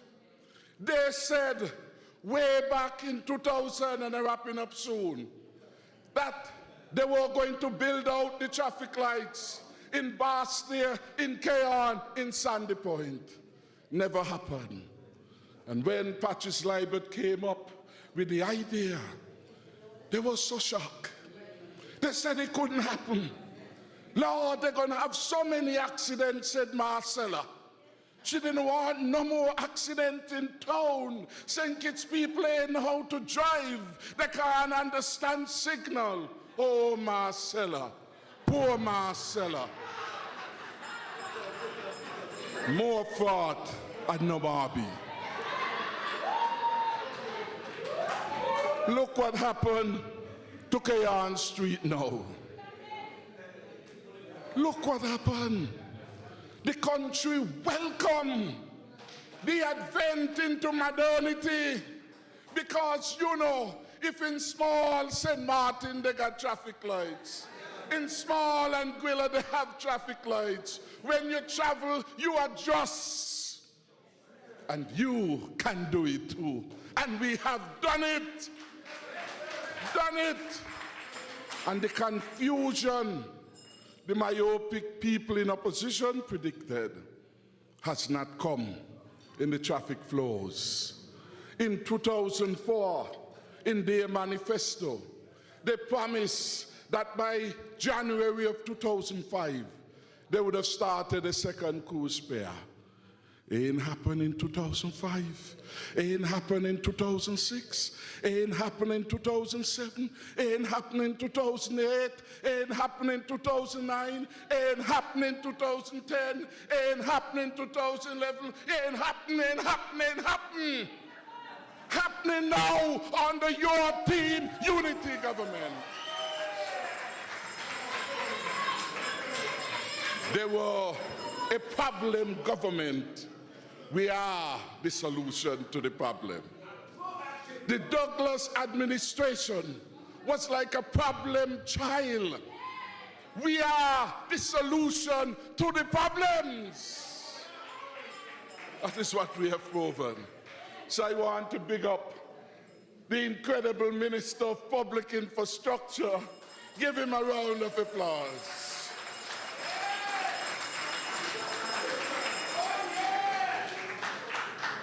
Our East Bus Terminal.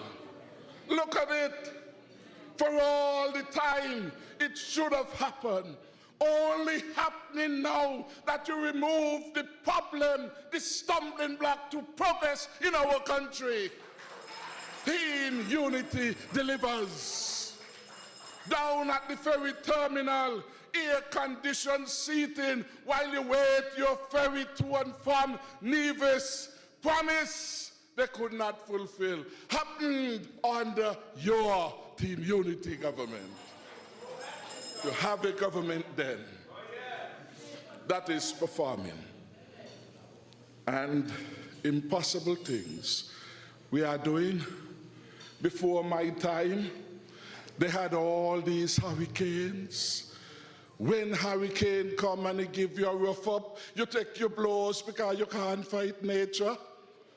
Sometimes you have a little insurance, the insurance take advantage of you, you get no help at all. They say they have to do a deductible first. And sometimes nothing. They tell you surprising news. You undervalue the property, but when you were paying your premium, they didn't tell you that. But suddenly when payout come now, you undervalue, so you can't get. What did this government do? We introduced a hurricane relief program, and we have assisted over 2,600 households, first time in the history. And a friend in St. Paul's, Douglas said he started forgiving. The lady in St. Paul's, and St. Paul's get the most, up to yet he ain't forgive her. Because she thanked me for helping her with house. And she said for years under Douglas, all the hurricane pass, she never get a zinc from Denzel Douglas. So she saw me and she thanked me. She said, Mr. Prime Minister, I will tell you I vote Labour all my life. The man never helped me. I talked to your brother, and your brother told me he will look into it. I want to thank you. Look at my roof. God bless you, God bless you, God bless you.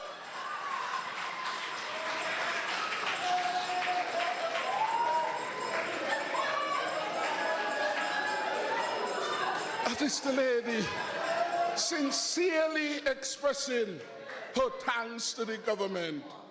She said, I pray for you at mornings and I pray for you at night. I said, thank you, thank you. I said, what about lunchtime? He said, don't pray at lunchtime. That is when I have my lunch. But I am satisfied.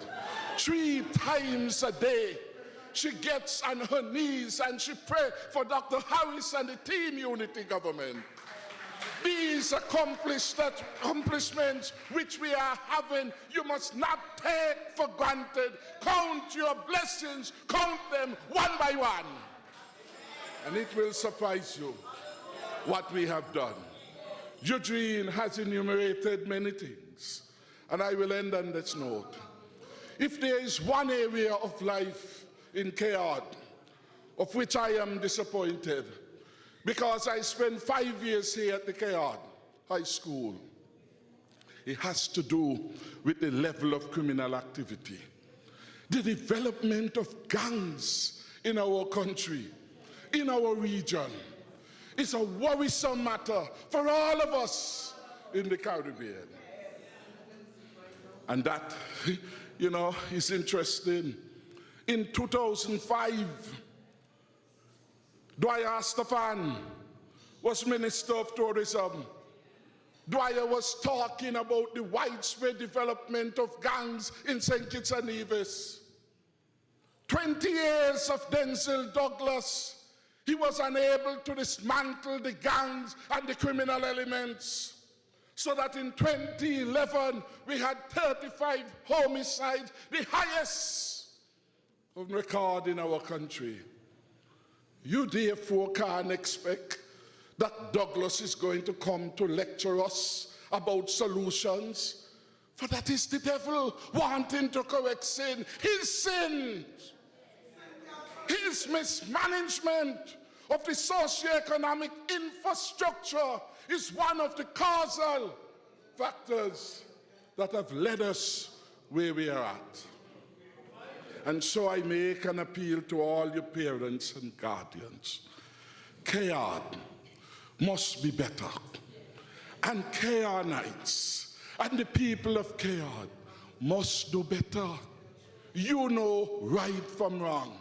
You have Moravian Church, Anglican Church, Elm Chapel, and whatever else you all have. You know right from wrong. We are making an appeal. Put down your arms. Put down your guns. It's time. It's time to end the warring between Lower Keyon and Upper Keyon.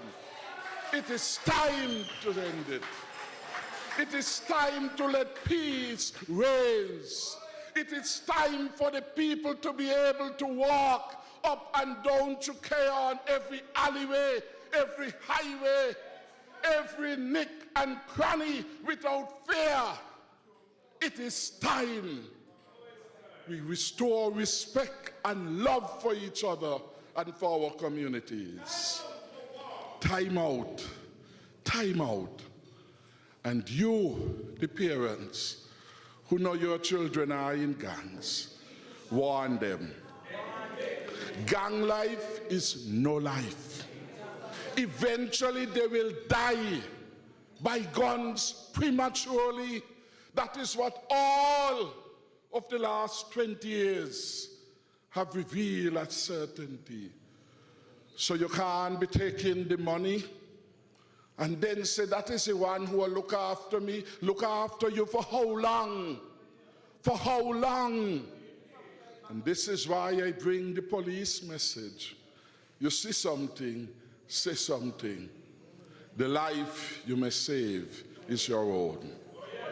I want to commend persons like Lennox Liebert, my good friend, who came back from Keyon, set up an association to help redirect Keyon to a new level of entrepreneurship and service to the people of Keyon and to the people of our country. I say to all in Keyon, let us join hands with the Honorable Jean Hamilton and all people of goodwill to preserve the integrity of life in Keyon and in Green Valley. But more than that, to ensure that Keyon would bloom as it bloomed before. Businesses will rise. Young people will find opportunity to earn through honest labor. We can get there if you are committed, if you are willing. We can find and make Keyon and Green Valley and all of St. Kitts a better place. Just imagine it and just do it. Last word to you. Yes, I want to invite all of you to Patsy Allers on Saturday afternoon when the party, the People's Labour Party, see all of them decked in the orange. You all wash them and get them ready for Saturday. Join all of us as one family as we celebrate democracy in our party, the democracy that we have brought to life. You know, with Dr. Harris leading this country for the next several years, with the team Unity in government for the next several decades, your tomorrow will be better than your today. Thank you and God bless you.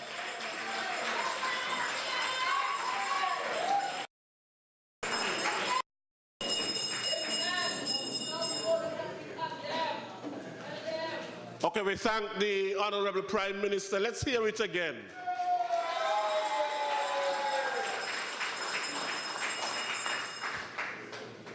Put down the guns, put down the knives. It doesn't make any sense. We need to build community, not break down community. We now come to the time that is for you, which is the discussion, question and answer. And of course you need to speak from your heart and your mind and your soul so that your representatives, your government can respond to you. So if you have a question, you indicate, you raise your hand, and the mic of course, is in the center there. You'll come and you ask your question. Make your question brief and to the point. This is not the time to give sermons. It is the time to ask your question, or if you're going to make a comment, make it brief.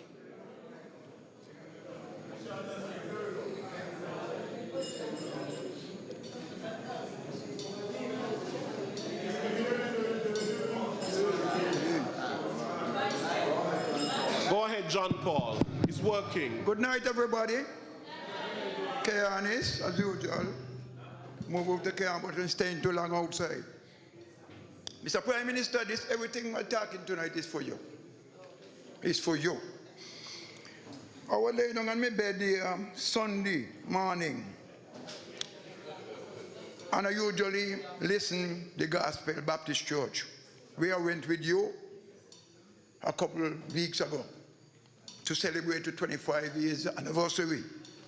Well, even before that, I don't really go to church, but I don't listen gospel, especially in a Sunday time, and I like to hear the young fella preach. And while I hear Sunday, I don't know what the Labour Party have, but I hear them say, Represent Canvas come on, and read a sermon. After that, Douglas come on.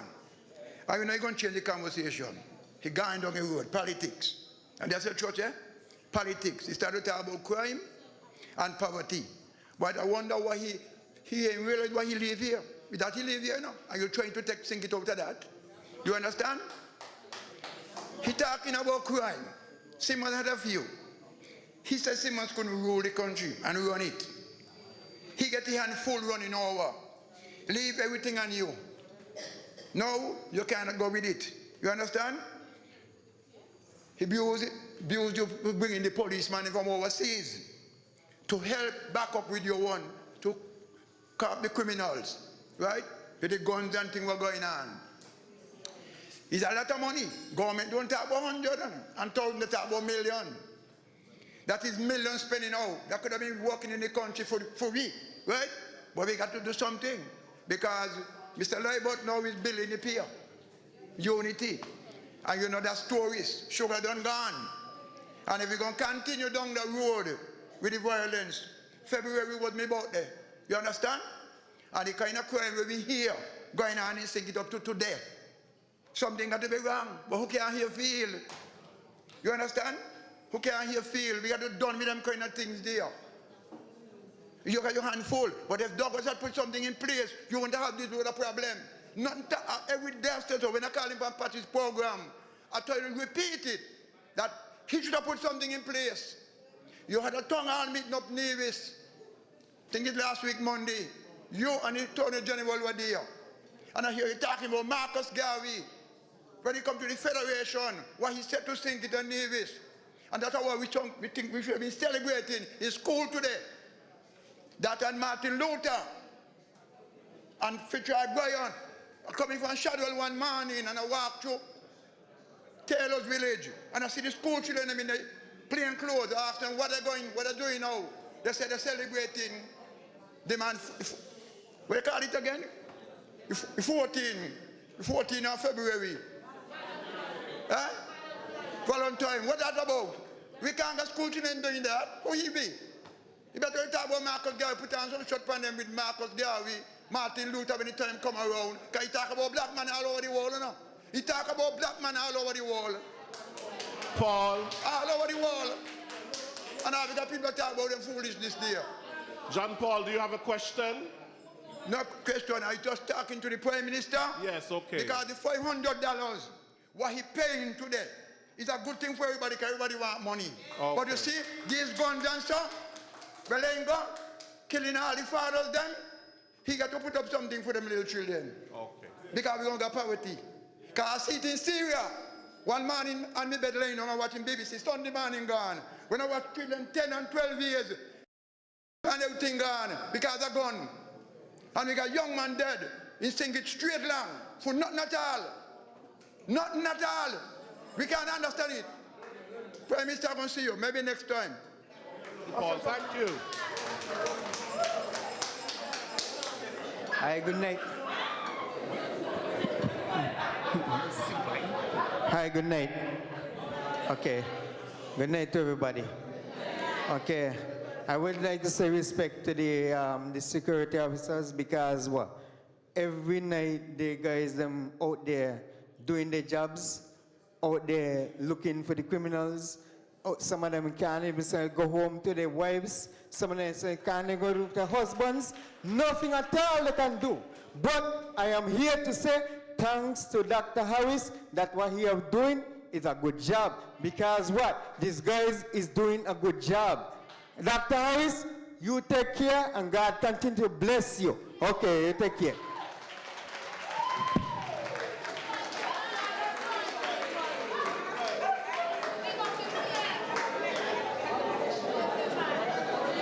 Okay, jam down. Good night, let's why. Good night, sir. This is Jam Down. Good night, Unity Head Table, Honorable Prime Minister. Boy, you're doing a wonderful job. Thank God. And I like where you're going, you know. You come like John Paul, take it out my head. We're going to quote Marcus Garvey and Denzel Douglas and use the church and him because the blood ain't going to run no more. Thank you to supporting the security forces. At least my partner understand what's going on, the youngster deal. Dr. Harris, last week, Friday, I was listening, a man come to represent from the U.S. Embassy, and he congratulates you on the job you are doing. With spending money, you could spend money more than the vagabond boy who will in this country for 20 years. You're doing a very good job, and you ain't going nowhere, you know. He said he want to run country. I believe it's Booby Island, not this one here. I want to send some greetings to the people of Buckley. One of the Rastaman who met me strong around here in the Rastafarian business, Papa Ilo. I hope his family is listening because he carry a legacy in this country and hold a lot of youngsters in the Buckley's area together. So I want to wish them well, and we're grieving with them because that was a good man. This was a man who all we carnival together in the early years. But he got it bar and the rest of them go around and enjoy themselves. But I really, really want to congratulate the whole of the Unity Party. And as Jean said tonight, we have to get a two-party convention. A tree. Bring down Nevis. We have to do it. It's overdue. I think we could test it in September, as Jean said. Honorable ministers, Ian Patches Library, what can I say about you with holding the fort? You really working, you know. You really working. I have something to say here tonight, Mr. Library, and you really, really got to look at that tomorrow yourself. Because we ain't got nobody there who's supposed to be a permanent secretary and doing things like what I can tell you here tonight. Mr. Liebert is very serious. From the time of Mr. Ferguson, Paul Ferguson's mother, Miss Ferguson, she used to be the big lady in the post office. And when a postman in the different constituency them going on vacation, the postman who holds the job will look around the constituents and see who is capable, and they work with them. Mr. Watley could tell you about it. And then gradually they get the job. The job is not like you go out there and tell a young man he must apply. They give the post, she used to give the post office, the postman the opportunity to look around and see who's capable to issue these mails. Mails is not supposed to be done in the post office for months, and the people at Monkey Hill can't get the mails. So when you're going to tell Auntie Jenny and Sister Mary and Mr. Job, is the foot amputated, that must come post office, please to correct that. And the young lady can't be too forwarded what she's saying to people down there. We ain't put her there for that. We put her there to serve. This is a unity construct. We're doing a good job. You're doing a good job, mistress. Mr. Libert, tomorrow is urgency and that got to correct. Because that could cause great problem for the minister in Monkey Hill. You have to correct that, please. Mr. Prime Minister, this crime thing ain't gonna work, you know. We asking these young boys to put on the gun. As you rightly say on the Sunday Nevis, no matter bring no criminal here, they ain't born none. And who feel like they could indoctrinate these youths into badness, we're gonna tolerate it. Mr. Prime Minister, Mr. talk once, and I want you to mix some of Mr. Bradshaw form leadership into yours. You have to do it. Because what we see here from these youngsters is different. You have to get form. And asking the Department of the Police and the Army to do a good job. Do a good job. The boss, you ain't going away, you know. You're going to run this country for a long time. Lindsay doing well, but the whole party is doing well. What we could say? One good term deserve another, and it have to happen. Me don't support nothing to mash up. Me a genuine Kitishon. I want the best for here. Take care. See you on Saturday.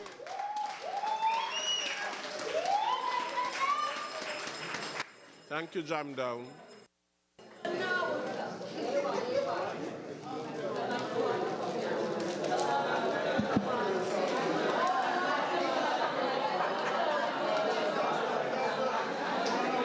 If nobody, good evening, everybody.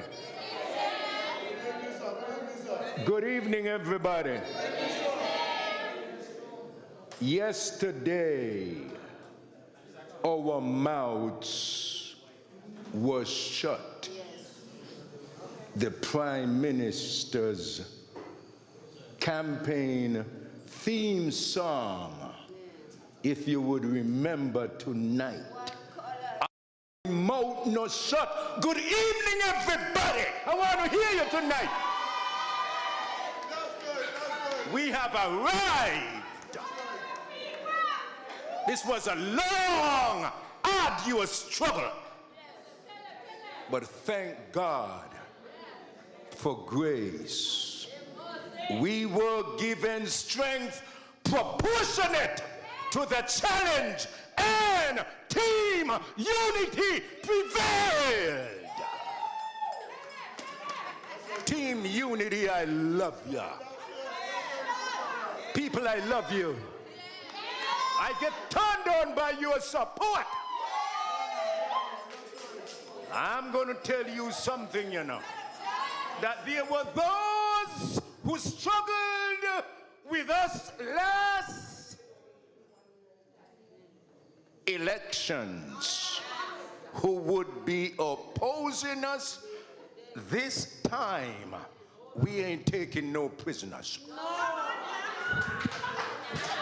I just want to say good evening to all of the dignitaries present. Forgive me, I get passionate about team unity. I'm overwhelmed tonight. And to the Senator Wendy, is she present? Can you put up your hand, please? You're one of my favorites. I want to commend you for an International Women's Day speech that was well thought out, flawlessly executed, and unparalleled. And I want to commend you for the manner in which you greet unjust criticism with regal stoicism. I commend you, Senator Wendy Phipps. We love you. Let them get their back against the wall. I'm going to end now by saying this. Why nobody wants to come up here tonight? Nobody wants to play hypocrite. Nobody wants to say with their mouth what their hearts don't feel. So I'm going to break ranks. And I'm going to break taboo. Because I'm unity.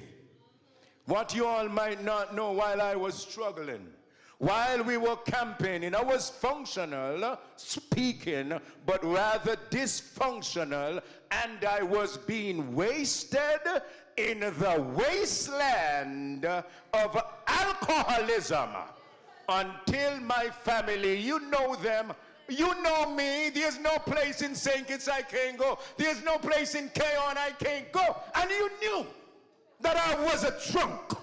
Because we are transparent and we stand naked before each other until a family, thank God for my family, a caring family said, you are going to get treatment because there is something inside of you that can be salvaged.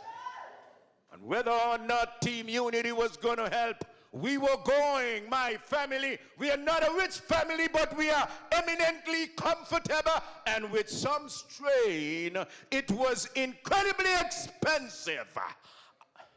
I approached a few ministers in government.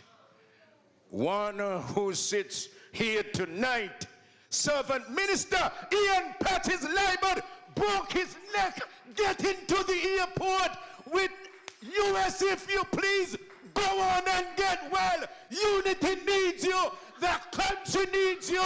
The Prime Minister, I don't even know how much he sent. He said, I can't put this money in the hands of a wastrel. He went and gave it to my family. I don't know how much, but Daddy said it was substantial.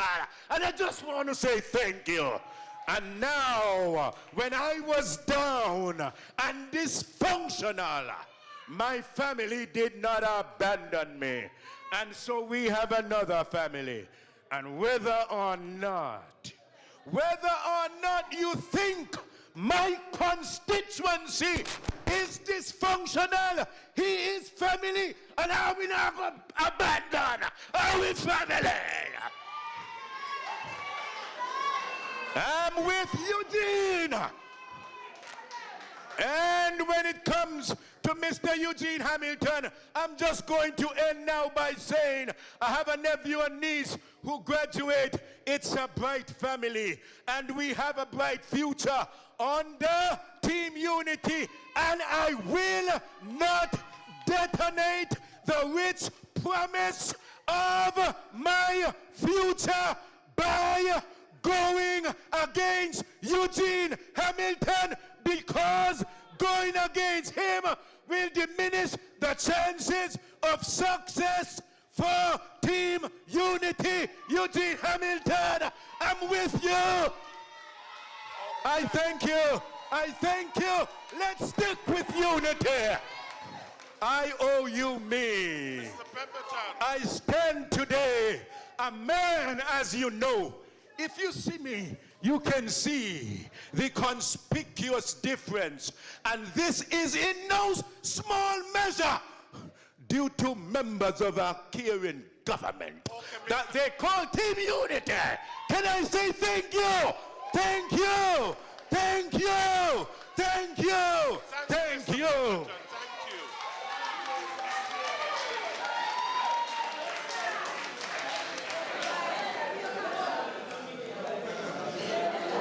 Okay, go ahead. Yes, good night, Prime Minister. Okay, could we get some quiet, please? There's someone on the floor. Good night, Prime Minister. I'm my representative, Eugene Hamilton. My name is Mr. Alfonso Williams. I own Company Williams Electricals. I am here to tell you I have an important issue to deal with you with, but probably not at this time, at a later time. That's bothering me since last year. I have about 10 step workers adjoined to my company that have been teaching classes with them and helping them to learn the trade. I think it's very important that you all try to help people like me, who is trying to help young people get a trade and a skill. And I'm very emotional tonight because I've been through a lot last year. I've been trying to see you since last year without any success. It's very hard for me because I'm one of the few, proud to say, certified electrician in St. Kitts. I went and did my studies. You all say, as a young man, go and get educated. I did just that. Now I got my education and I can't get a work. Other people getting work who is not certified, who is not doing nothing to benefit the country. I've been teaching classes with my own resources. And it's very frustrating because I talk to everybody and nobody seems to be helping me. You know? But I feel if you are sitting down with people like me who's trying to encourage the young people to learn a trade, which is very important, especially in electricity, because we'll never be out of this trade. We have solar, we have nuclear, we have all kind of things in this trade. And I try my best to work with the young people. The situation I was dealing with since last year, I've been trying to get it addressed by many of the ministers and a couple people in which many of them said they can't help my situation.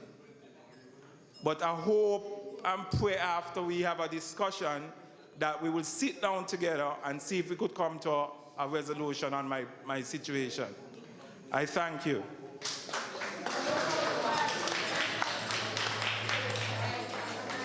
Okay.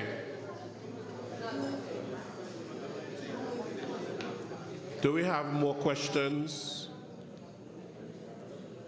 Concerns? Go right ahead. Good night. My question to Mr. Hamilton. What can we do as a community to get the Heart and Hand Lodge roof, which is asbestos, fixed? And second, to have the Mary's Park to be more decent for the community.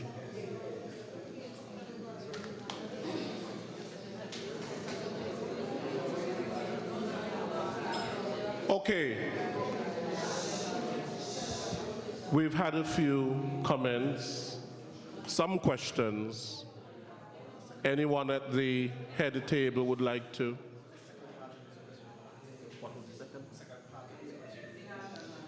To fix the heart. He said it has an asbestos roof that needs changing.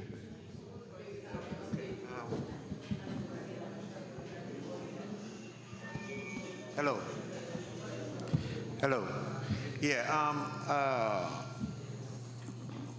Mr. Amri, I am glad you asked the question because it gives me an opportunity to explain what is being done about the Heart and Hand Lodge. Now, as you're aware, the Heart and Hand Lodge is really the headquarters of the Heart and Hand Society.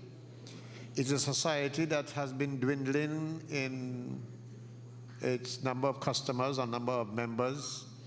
It also has disposed of some of its property in other parts of the country. And I have a proposal before Cabinet as we speak to try and deal with that particular challenge. Let me, without telling you all of what the proposal is about, I have spoken with the people who own the Heartanon Lodge. I have invited them to make an offer to sell it so that we can create something in the center of Keyon that is to help to support performing arts, culture, and other things. And so that is before my cabinet. We have not reached to discuss it yet. And when that decision is made, then as a government or as the community, we'll be able to do something about the asbestos roof. But right now, it's the Heartanon Lodge building. And I don't think that they're in any position financially or otherwise to really deal with it. I think they're really willing to get rid of it. And I'm moving in that direction. One of the reasons why I'm doing it, why I'm going that way, Amri, is Ison Wharton, who served this community in many capacities, including being the first person in Keyon to form what you call a reading club and to teach people how to read. That was the first time anyone tried to engage in teaching people to read. He was at the heart of that. He further served the Spooner's Ginnery, where cotton at the time was one of the crops that was being produced, where we made what you call cooking oil. And you made this stuff where you gave your animals. We used to call it cotton cake or something like that. But he served there as general manager and, and helped to manufacture, things like cotton seed oil and so on, cooking oil. He also ran for elections in the community. And I wouldn't go into some of the things that Bratcher called him. But after he lost, he turned around and Bratcher put him to run and he won. He actually won in this constituency, but where Timothy Harris Dr. Harris is now the candidate. But that is some of the history. He also served as acting governor, I think it was, sometime during the period with the previous Labour administration under Bradshaw. And including starting the home where what you call it now, I forget the name of the home over here, but it is where you deal with the dead. He could have done the funeral home. He could have done it for himself, but he was never selfish. He, instead of doing it for himself as an individual, he did it for the lodge. So that one of the things I hope will come out of all of this is some way to restore, or at least, keep that history. And that's one of the reasons why I'm approaching the project of taking over the Heartanon to create something in the center of Keyon where commerce and industry is present. My cabinet colleagues is here, they did not know about it, so this is the first time they hear about it. But it's an approach that we're making, and I hope that it will come true.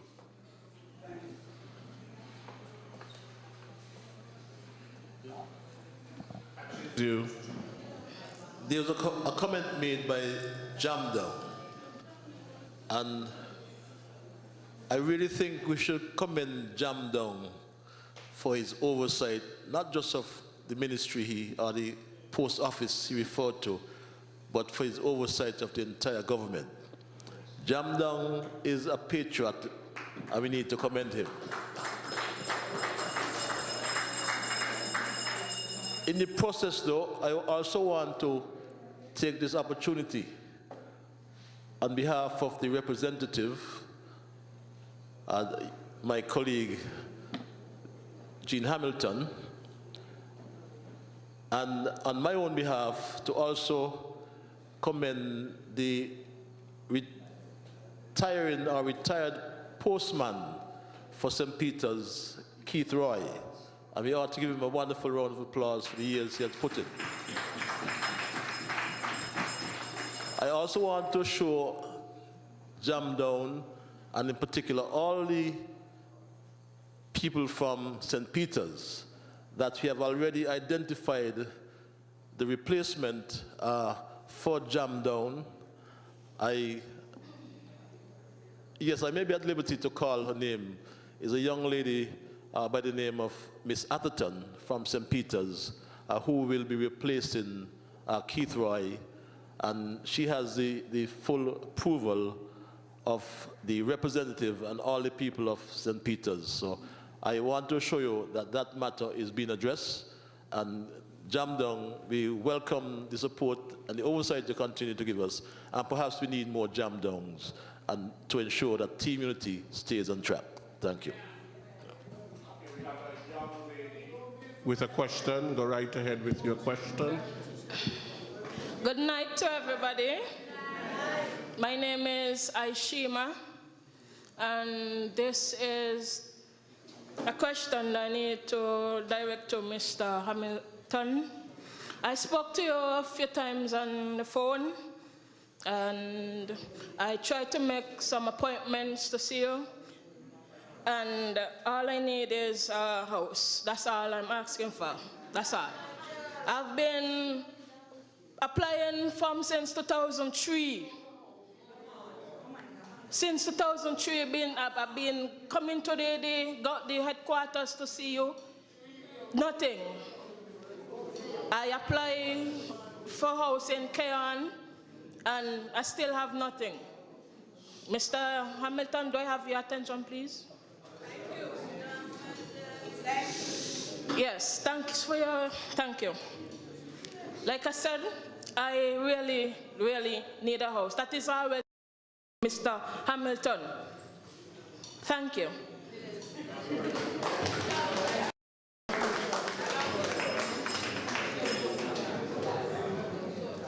Good night.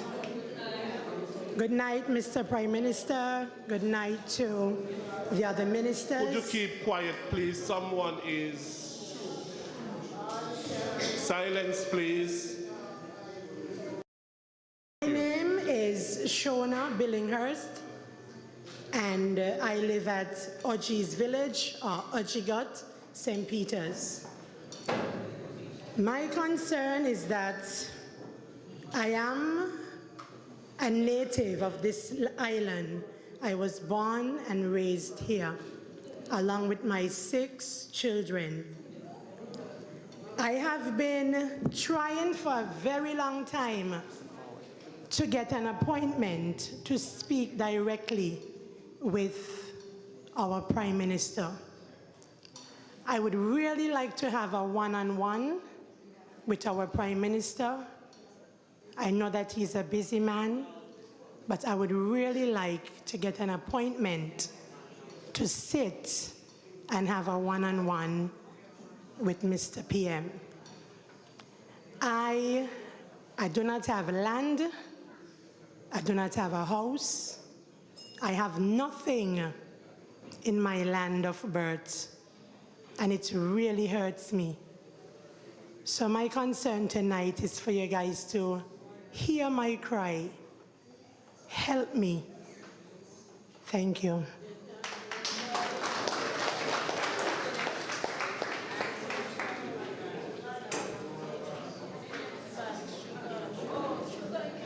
Okay, the head table, would you like to respond to?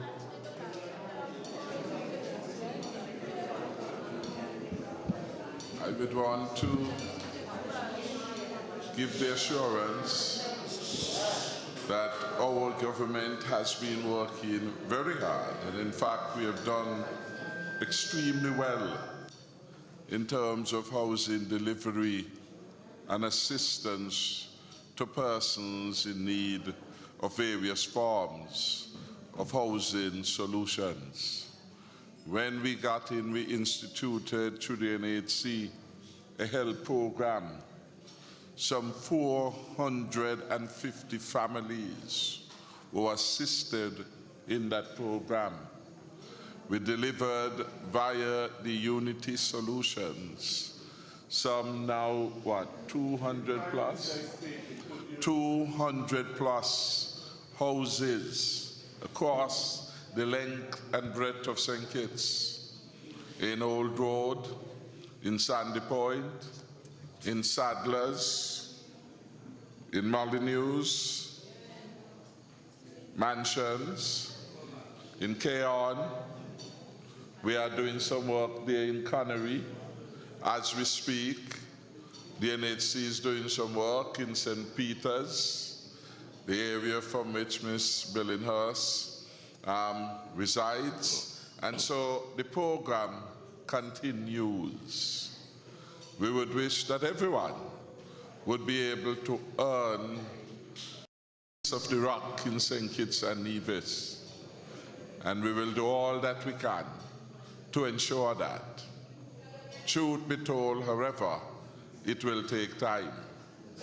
We have to face the reality of a new dynamic in the country where every person, maybe from as young as 16, wants a house. To get a house in the old-time days, you had to plan and prepare for a house. You had to save something so that when the opportunity comes, you're able at least to make the down payment. And we have to again instill in people the need to prepare. We also need to encourage those who have been the beneficiary of housing solutions to meet their commitment to NHC. Because if those who get do not pay, then it's going to be difficult to continue the program. When we got in, we reduced the interest rate and the mortgages at the NHC, reduced the interest rate, which range between 9 and 11% in some cases, all the way down to 2%, which meant there was a significant reduction in the monthly mortgage which persons had to pay. Beyond that, we introduced a $30 million government housing program. And the aim was to take those persons who are working in government, who, as we would say, could have afforded it, to get them to go to the development bank mechanism and to access homes so that the NHC would focus more on the poor and the very poor in terms of the housing solution. Under that, 153 homes are being built throughout the country on private lots, and there are several clusters where these programs are being built out. Additionally to the hurricane relief program, we have assisted across the length and breadth of St. Kitts and Nevis over 2,000 families. None, therefore, can reasonably say that our government has not been aggressive in bringing housing solutions to as many people as possible.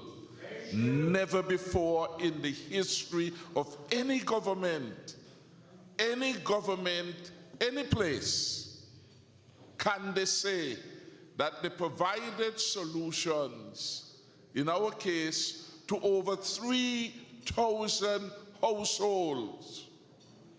That represents a significant percentage of the households in St. Kitts and Nevis.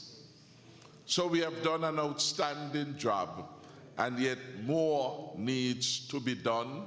We have to therefore become more imaginative and more creative in bringing about solutions. That is why we invited, and the invitation is still open to others, anybody who is out there who had the resources, who could go to the bank, to become involved in housing construction, because the opportunities. 2 businesses at least came forward. One to do a housing project in West Barstow by a young chap in East Barstow. One came from TDC, and they should start sometime soon in another project in the Joas area of West Barstow. And that again will provide further opportunities. Of course, none of those projects will perhaps offer houses that would allow Aishira, that would allow Shona to be able to participate in them. But what they will certainly do will be to take some of the pressure off the NHC. When we got in, there were over 7,000 applications at NHC. So that is how it is. Over 7,000 applications, and that is what we found. Because, you know, after a certain point, I gather up there, Douglas used to tell them, once it's unity, people just throw them away. So they take your application, they throw them in the waste paper basket when you're gone. That is why a lot of you, when you go, they ask you to fill out another form again, because nothing is there. That is how they were doing the politics badly. So I would just say that we are conscious, and we want more people to be able to get their homes. We are thinking about different models that will get us there, and we are hoping in due course to be able to announce. But for every person who gets one, that's one less person ahead of you in the line. And who get already can't get again before you. So I would just ask for a little bit more patience as we look at the matter in a rational way. And as you wait, however small an amount you could put aside, you begin to do that. Because we have a number of cases where people come. They say how urgent their circumstances are. And when they have been allocated a home by the NHC, they are the last to move in. They're the last because they can't pay for the connection of the lights. They're the last because they ain't saved to pay for the insurance. They're the last for a number of reasons. And we're saying if you're serious about getting a home, which is a lifetime investment, you have to begin to prepare for it. You have to begin to put something aside, however small. Some of you, your incomes are small. But as small as it is, if it is $5 you put aside every week, it's $300 and something at the end of the year. And it will add up. At least you will be able to make a response. So I just want to encourage what Eugene Hamilton liked to call the thrift, the savings among our people, so that you are in a better position to respond when these opportunities come. And again, those who are behind, please pay up so that more resources will be there. Okay. We have a young lady. Could you introduce yourself when you come to the mics?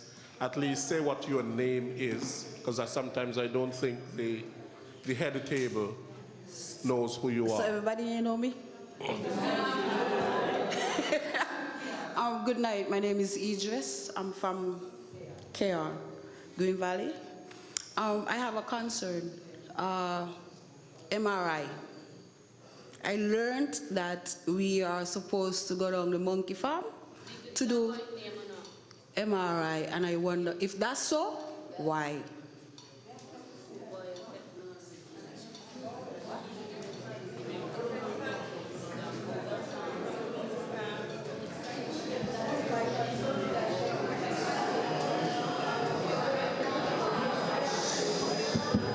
Thank you. Idris,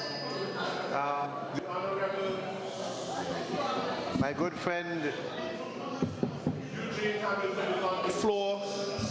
Could you give him a chance, please, to respond? My good friend Idris. Idris, can you hear me? Yes. Thank you for that question.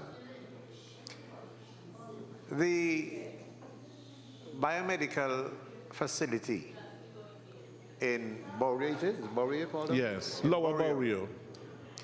Is an institution that has been doing some of the most important quality work anywhere in the world. So great is the quality of work at that institute that they have determined that they needed the best quality equipment to help them to carry out the work.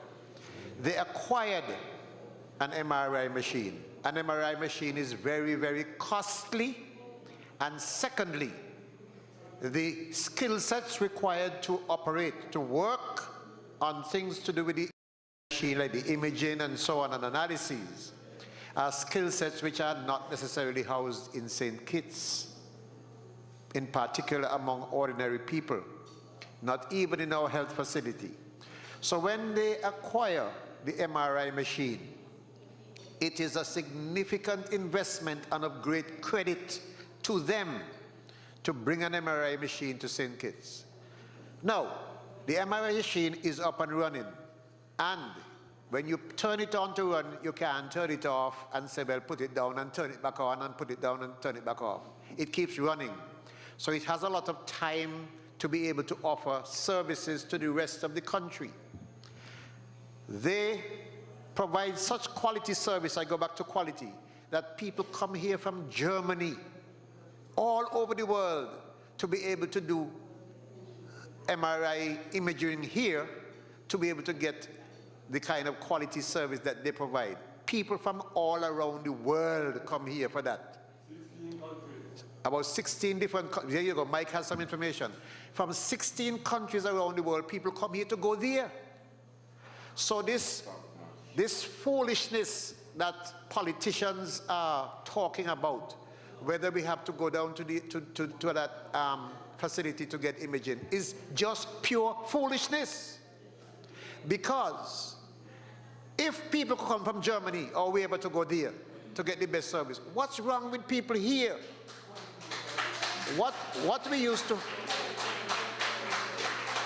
had before Aegis was this, right? What we had before is this. You had to go to Antigua. You had to buy a ticket, pay a hotel, go to Antigua to get the same service, which is of less quality than the one we provide here. And so, don't let politicians fool you, the opposition politicians who want to get in government, when they criticize what is being done. As a matter of fact, rather than criticize, why don't they put their money where their mouth is? Why don't put their money where their mouth is and buy a machine and put it there and provide the service? But I'll tell you something, they claim, they criticize it, yet they are the doctors who send the most patients down there. The very doctors who criticize send the most patients there. And on top of that, the fact that they're criticizing, I will say this government encourages private sector investment. Government cannot be everything to all people. Government has to encourage private sector investment. And we encourage private sector investment in those things. That is why we applaud the people who opened the lab near to Greenland just last week.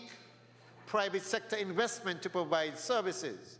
And we congratulate and encourage those persons at Borio who did that, because I think they're doing this country a great service. In fact, they're doing the world a great service. So don't let anyone discourage you from going there, because when you get there, you get a diagnosis that you probably can't get anywhere else, well, not anywhere else in the world, but in many places in the world, at least in the region, is not available. The fact that primates may get the same scan there is not any danger to you or to us. Let me explain. The monkeys that apparently are being scanned there are 98% genetically compatible to you and I. There's only 2% difference genetically between the monkeys and humans. The monkeys that are in St. Kitts anyway, the green vervet. Just 2%. So don't let them fool you. What's happening there with monkeys being scanned and humans being scanned does not create any danger whatsoever to human beings. It is just pure politics they're playing. But I thank you so much for the question, because you give me a chance to explain to some people what's really taking place. I just want to add a small note to that. Before 2015, there was no MRI service available in the country. To get MRI, you had to find money, pay the plane, get to Antigua, St. Martin, Trinidad and Tobago, be put up overnight, and pay high costs.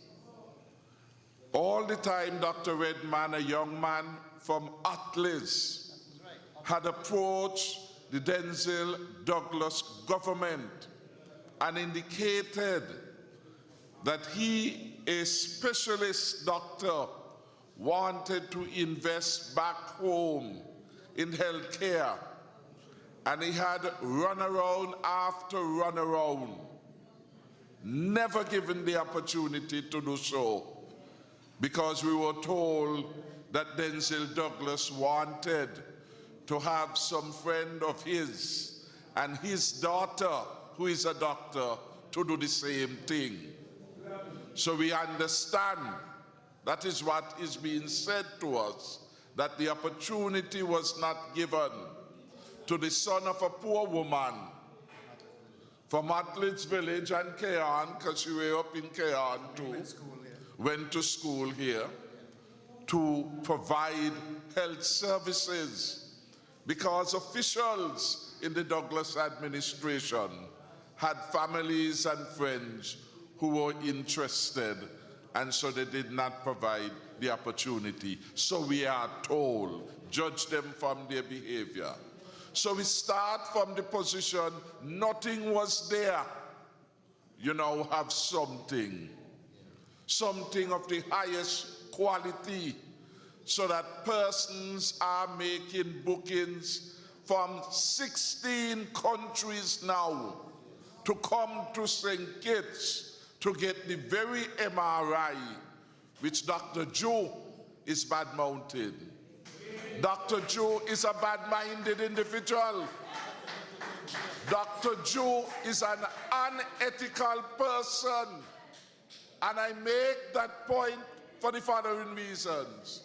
If Dr. Joe believes that something is wrong with the quality of service being offered at the St. Kitts Biomedical Research Foundation, why is he sending his patients there? He is among the top doctors referring patients to that facility. Well, if you know there is a quality issue, why is he exposing them to what he wants to convey in their mind to obvious harm? There is something unethical about that. But I go a step further to say Dr. Joe is unworthy to offer himself to the people of Kean and the people anywhere in the country, because he is hypocritical. Because not only is he referring the highest number of patients there and criticizing the facility, he is relying on the results from the same facility to prescribe treatment. Something must be wrong with Dr. Joe.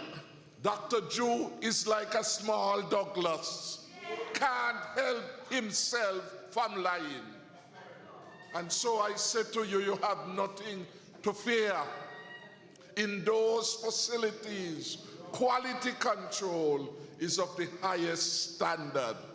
And I want to invite Dr. Joe to at least have a bone of honesty in him. Stop playing politics with health care in the country. If you believe what you're saying, do not refer anybody to the facility. You can't have it both ways. You can't condemn, and yet you are sending your patients there. You can't condemn it, and when they bring the very results, you are using it. Everything does not have to be about politics. And Dr. Joe seemed to be in a mad career of telling lies to make himself a little Douglas. The people of number 8 rejected Dr. Jew last election. In my view, that was the biggest surprise for many, because he was fooling himself into believing that he ready. He ready. In fact, at one point he told somebody that he's going to be the leader after Douglas. When Douglas heard that, Douglas laughed. But Douglas, he's not going to move anywhere. That is why when the results come out, Douglas laughed after Dr. Joan Canvis. They come last in the poll that they did. And Dr. Douglas laughed. People, the government will not stand idly by and let harm come to the people of St. Kitts and Nevis. We will never do that. We are given every assurance that what is happening down there is of the best quality. We have no interest in it. No. None whatsoever. Sometimes they would want to say, well, I got a family in there, I ain't got no family in there. Neither working, nor investing in it. And I have no interest for the record, in any business except the public interest. Public interest is what guides me in that. I just wanted to add that note on the MRI. Okay,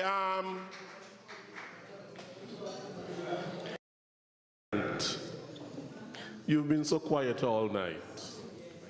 Would you like to contribute something? Anything. I mean, you're a part of the government. There must be some value that you can contribute. Good evening to all. I thought this was an answering to questions posed, but I recognize that Mr. Williams expect me to express my ideas or whatsoever. What I would like to say is that, having not had any questions posed to me, I want to tell you that this government works day and night for you. You recognize that we are here, I think, almost 10 o'clock and we're working still. But this is not an abnormal day for us. This is a normal day. I want also to tell you the proof of the eating is in the pudding. The proof of the pudding is in the eating. It's a late night, it's a late night. We have delivered for you and we continue to deliver for you. I mean, never have I seen, and I'm certain never have you seen, a government in 4 short years perform like this team unity government. I am not going to expand upon the numerous projects that we have done. You see them unfolding before your eyes. However, what I would say is that when we came to the people in 2015, we brought to you a manifesto. And the manifesto is our contract with the people. I want you to examine the manifesto when you leave here sometime. Examine it. And you will recognize that almost every single thing in that manifesto we said we would deliver, we have delivered and more. And so I will end by saying, we came to you in 2015 asking you for an opportunity to show you what we can do.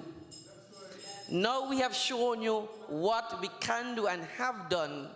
We are asking you for another opportunity to continue the good work of the Team Unity government. Give Mr. Grant a round of applause.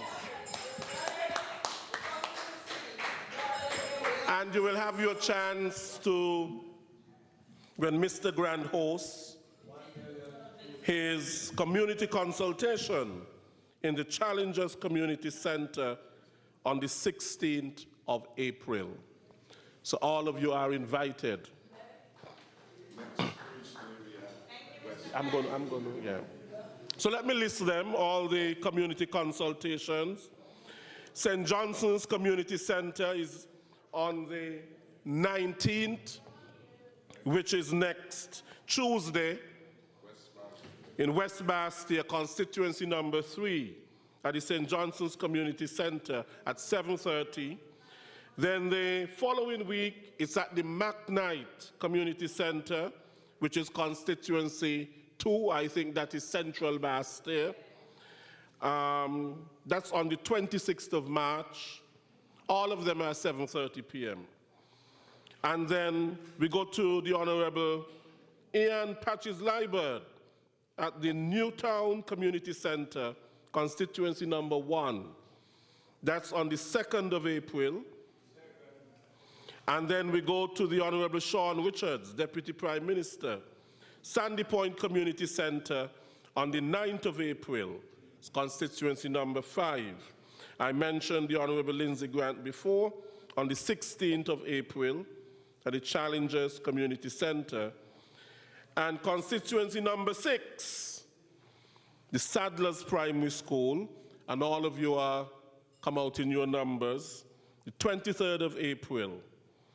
And then in the Prime Minister's constituency, we no longer say Molyneux Primary School. They have Molyneux Primary School here. It's the Joshua Obadiah Williams Primary School. So that's on the 30th of April in constituency number 7. You had a question, sir? Well, good night again. My name is Glenford Stapleton, right? But I want to know how these young ladies feel spending off the $500 that the Prime Minister paying and not paying for their houses. I am vexed with that. I am totally vexed because they might do that here, not taking care of the children. I'm totally vexed. You have to look into this because some of them don't know how to work. Okay. They do not want to work. You've made your point. Thank you. Prime Minister, I think he made a good point. Because, of course, you know that it was said that the money will go to certain institutions, NHC and so on. Go ahead. Hi. Good night. My name is Sandra. I would like to say congratulations to the team Unity Government. And I would like to ask Mr. Ian Patches Liebert, when am I going to get my road in New Road? The dust is bothering me. You hear my voice?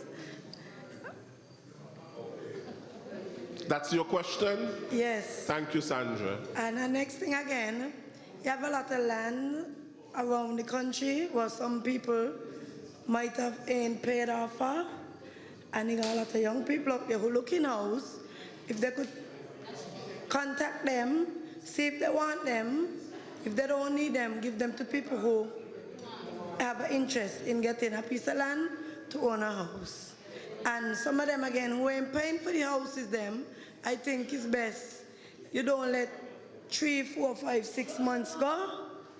You ask them to, or you take back the house from them and give them to somebody who's willing to pay for them.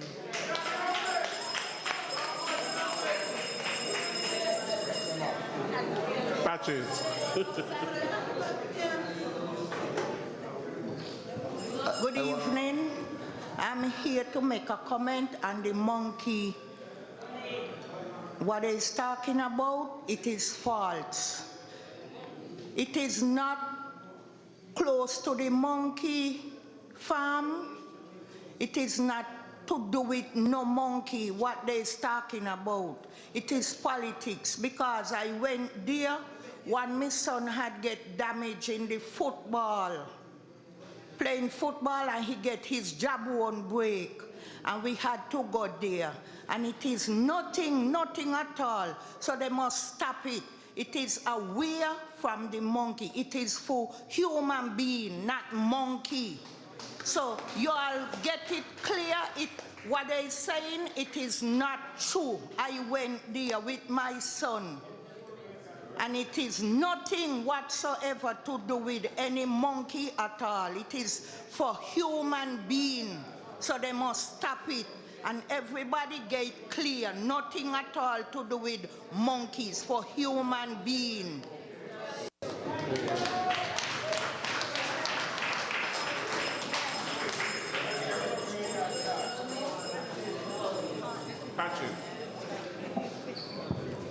Thank you very much, Chair. I want to thank Sandra for reminding us about her road.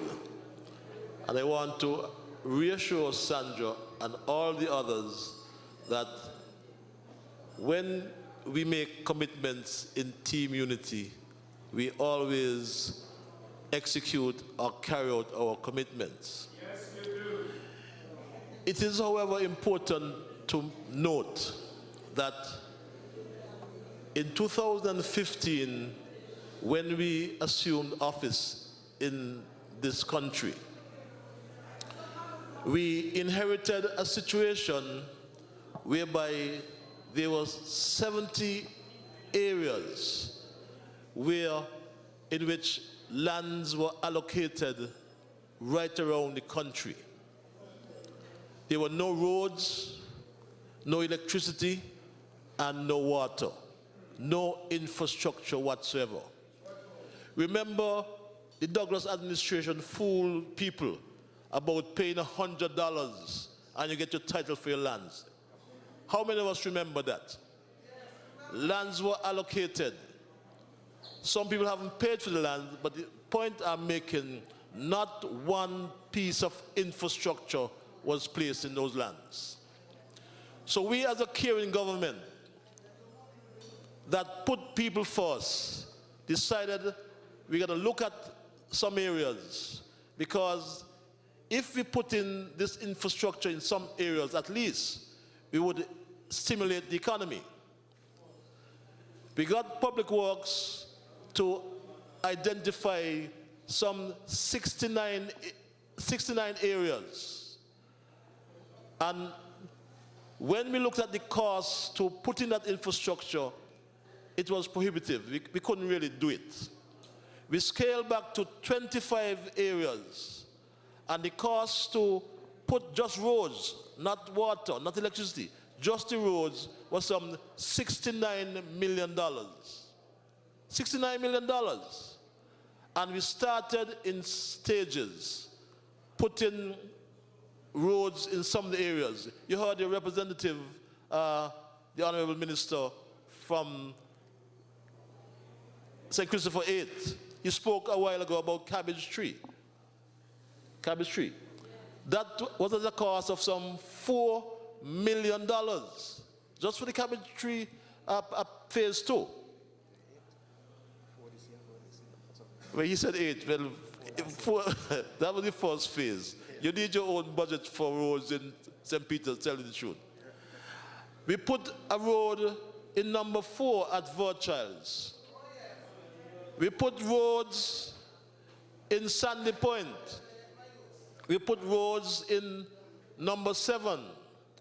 We are looking at putting roads in Boyd's, Limekeel, and in Sadler's, and even in St. Paul's. In St. Paul's, where you had a representative there for 30 years, a prime minister and minister of finance, and their projects there with not even one paved road. But Sandra, I know that won't give any comfort. But what we are going to do as well is to use the mill material that we took off the airport runway, and we're going to pave some of those roads on a temporal basis. At least we can get some 4 or 5 years if we use the mill material, which is the asphalt that we to use a colloquial term, scrape off the runway. We'll put it at some of those roads. And Sandra, one of the roads we're going to fix in a temporary manner, which will last for some 4 or 5 years, is your road. That is the commitment I make here publicly to you. And so all the other roads, we have already identified and allocated some funds in the budget for this year for some of the roads. Remember, just 25 of them, and we're doing them in order of priority. And we'll fix those roads, even as I said, on a temporal basis. So we are going to look at infrastructure. As we said, we inherited a country with a rundown infrastructure. The Prime Minister said tonight, for 20 years, the Island Main Road was not repaired. Asphalt had a lifespan of some 7 years. That's why somebody sang about pothole dodging. Was it Slim? Even the Calypsonians sang about pothole dodging. No pothole going to be being dodged under Team Unity. If we have to do the patches, patch them. Yes, and the secondary roads are going to be looked at. It's some $69 million we're spending on roads. So we are going to address your roads, Sandra, roads in all the constituencies. I know if I start to pinpoint, everyone would need a road because Douglas administration never put roads in no constituency.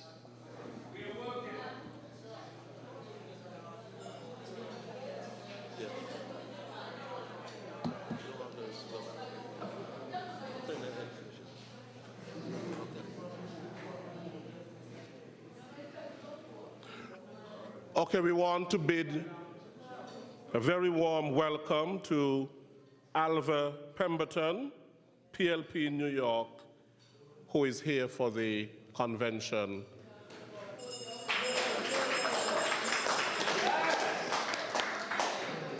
Okay, folks, it's getting a bit late and we'll have to close.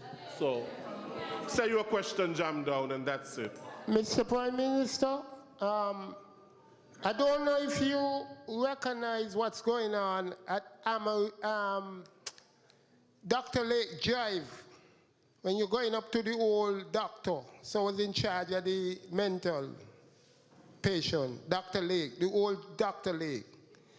Park and Beach, not Park and Beach, the step workers doing a very good job, and I want you to take a visit there and ask these people, ZIZ and SKN Vibes, to go there and take some pictures and try to arrange with Mr. Philip to get a team up there who look after that place and do something properly. That's what unity all about. We want these youths to put on the gun and do positive things around the island. Have a good night, unity. You're doing good in a dock and you ain't going nowhere. Yes. You ain't going nowhere. You're going to run this country for a long time. Use words like Messiah Garvey, like what you're doing in the church. Use it on him and the church. Okay, we want to thank you so much for your questions. We thank you for your comments. We thank you for your concerns. Before we give the vote of thanks, I have a few announcements for us. They all are invited to the Newtown Paddock in East Bastille on Sunday the 17th, which is this Sunday coming, at 5:30 to witness the commissioning of the floodlights. Okay? That's at 5:30 p.m. Come and witness also a football match and a softball match under the new lights, and a party with the Honorable Ian Patches Liebert, and you know he can party. Free food, free drinks, and music, fun and sports, so don't miss it. So it's at 5:30, Newtown Padlock in East Bastille on Sunday the 17th, which is this Sunday. Okay? Then we have, of course, at 5:30 p.m., then we have, of course, the PLP convention. That's at the Patsy Allers playing field. That's on Saturday at 4 p.m. You're expected to turn out in your massive numbers. Then on Thursday, we have the contract signing ceremony for phase 2 of the rehabilitation of the Island Main Road. That takes place at Wash Gut in Keyon at 4:30 p.m. You're also invited to that. And then we have, you know, this is the month in which we celebrate women. Women helping women at PAM headquarters. A lot of women here. That's on Saturday, the 23rd of March at 5 p.m. Women helping women. 5 p.m., Saturday, the 23rd of March. Not this Saturday coming, but the following Saturday. Okay? You can have a heart-to-heart with the party chairman of PAM, John L. Powell.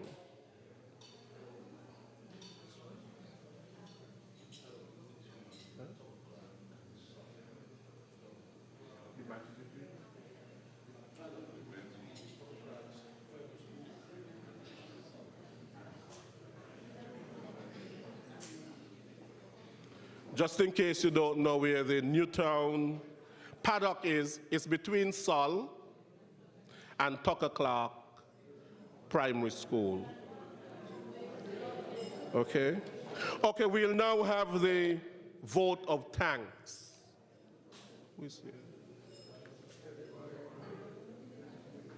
Did we have anybody to the vote of thanks?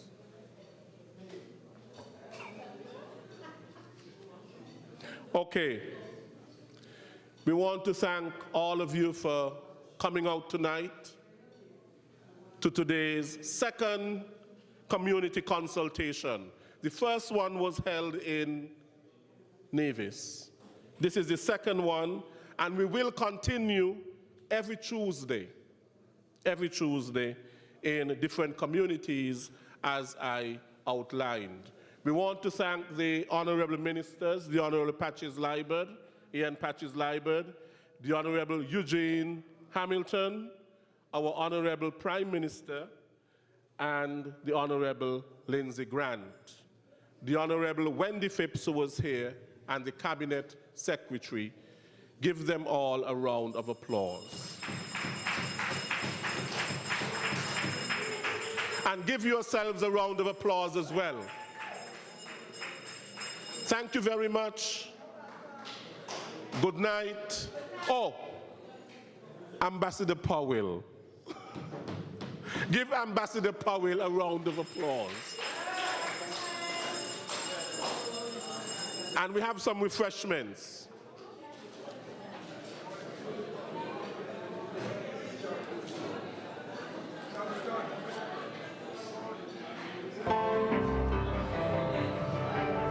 Today we're here at Chemistry Housing Extension. The roads here have not been put in for some time. In fact, when I was elected, there was a need for the roads here, but they were not put in.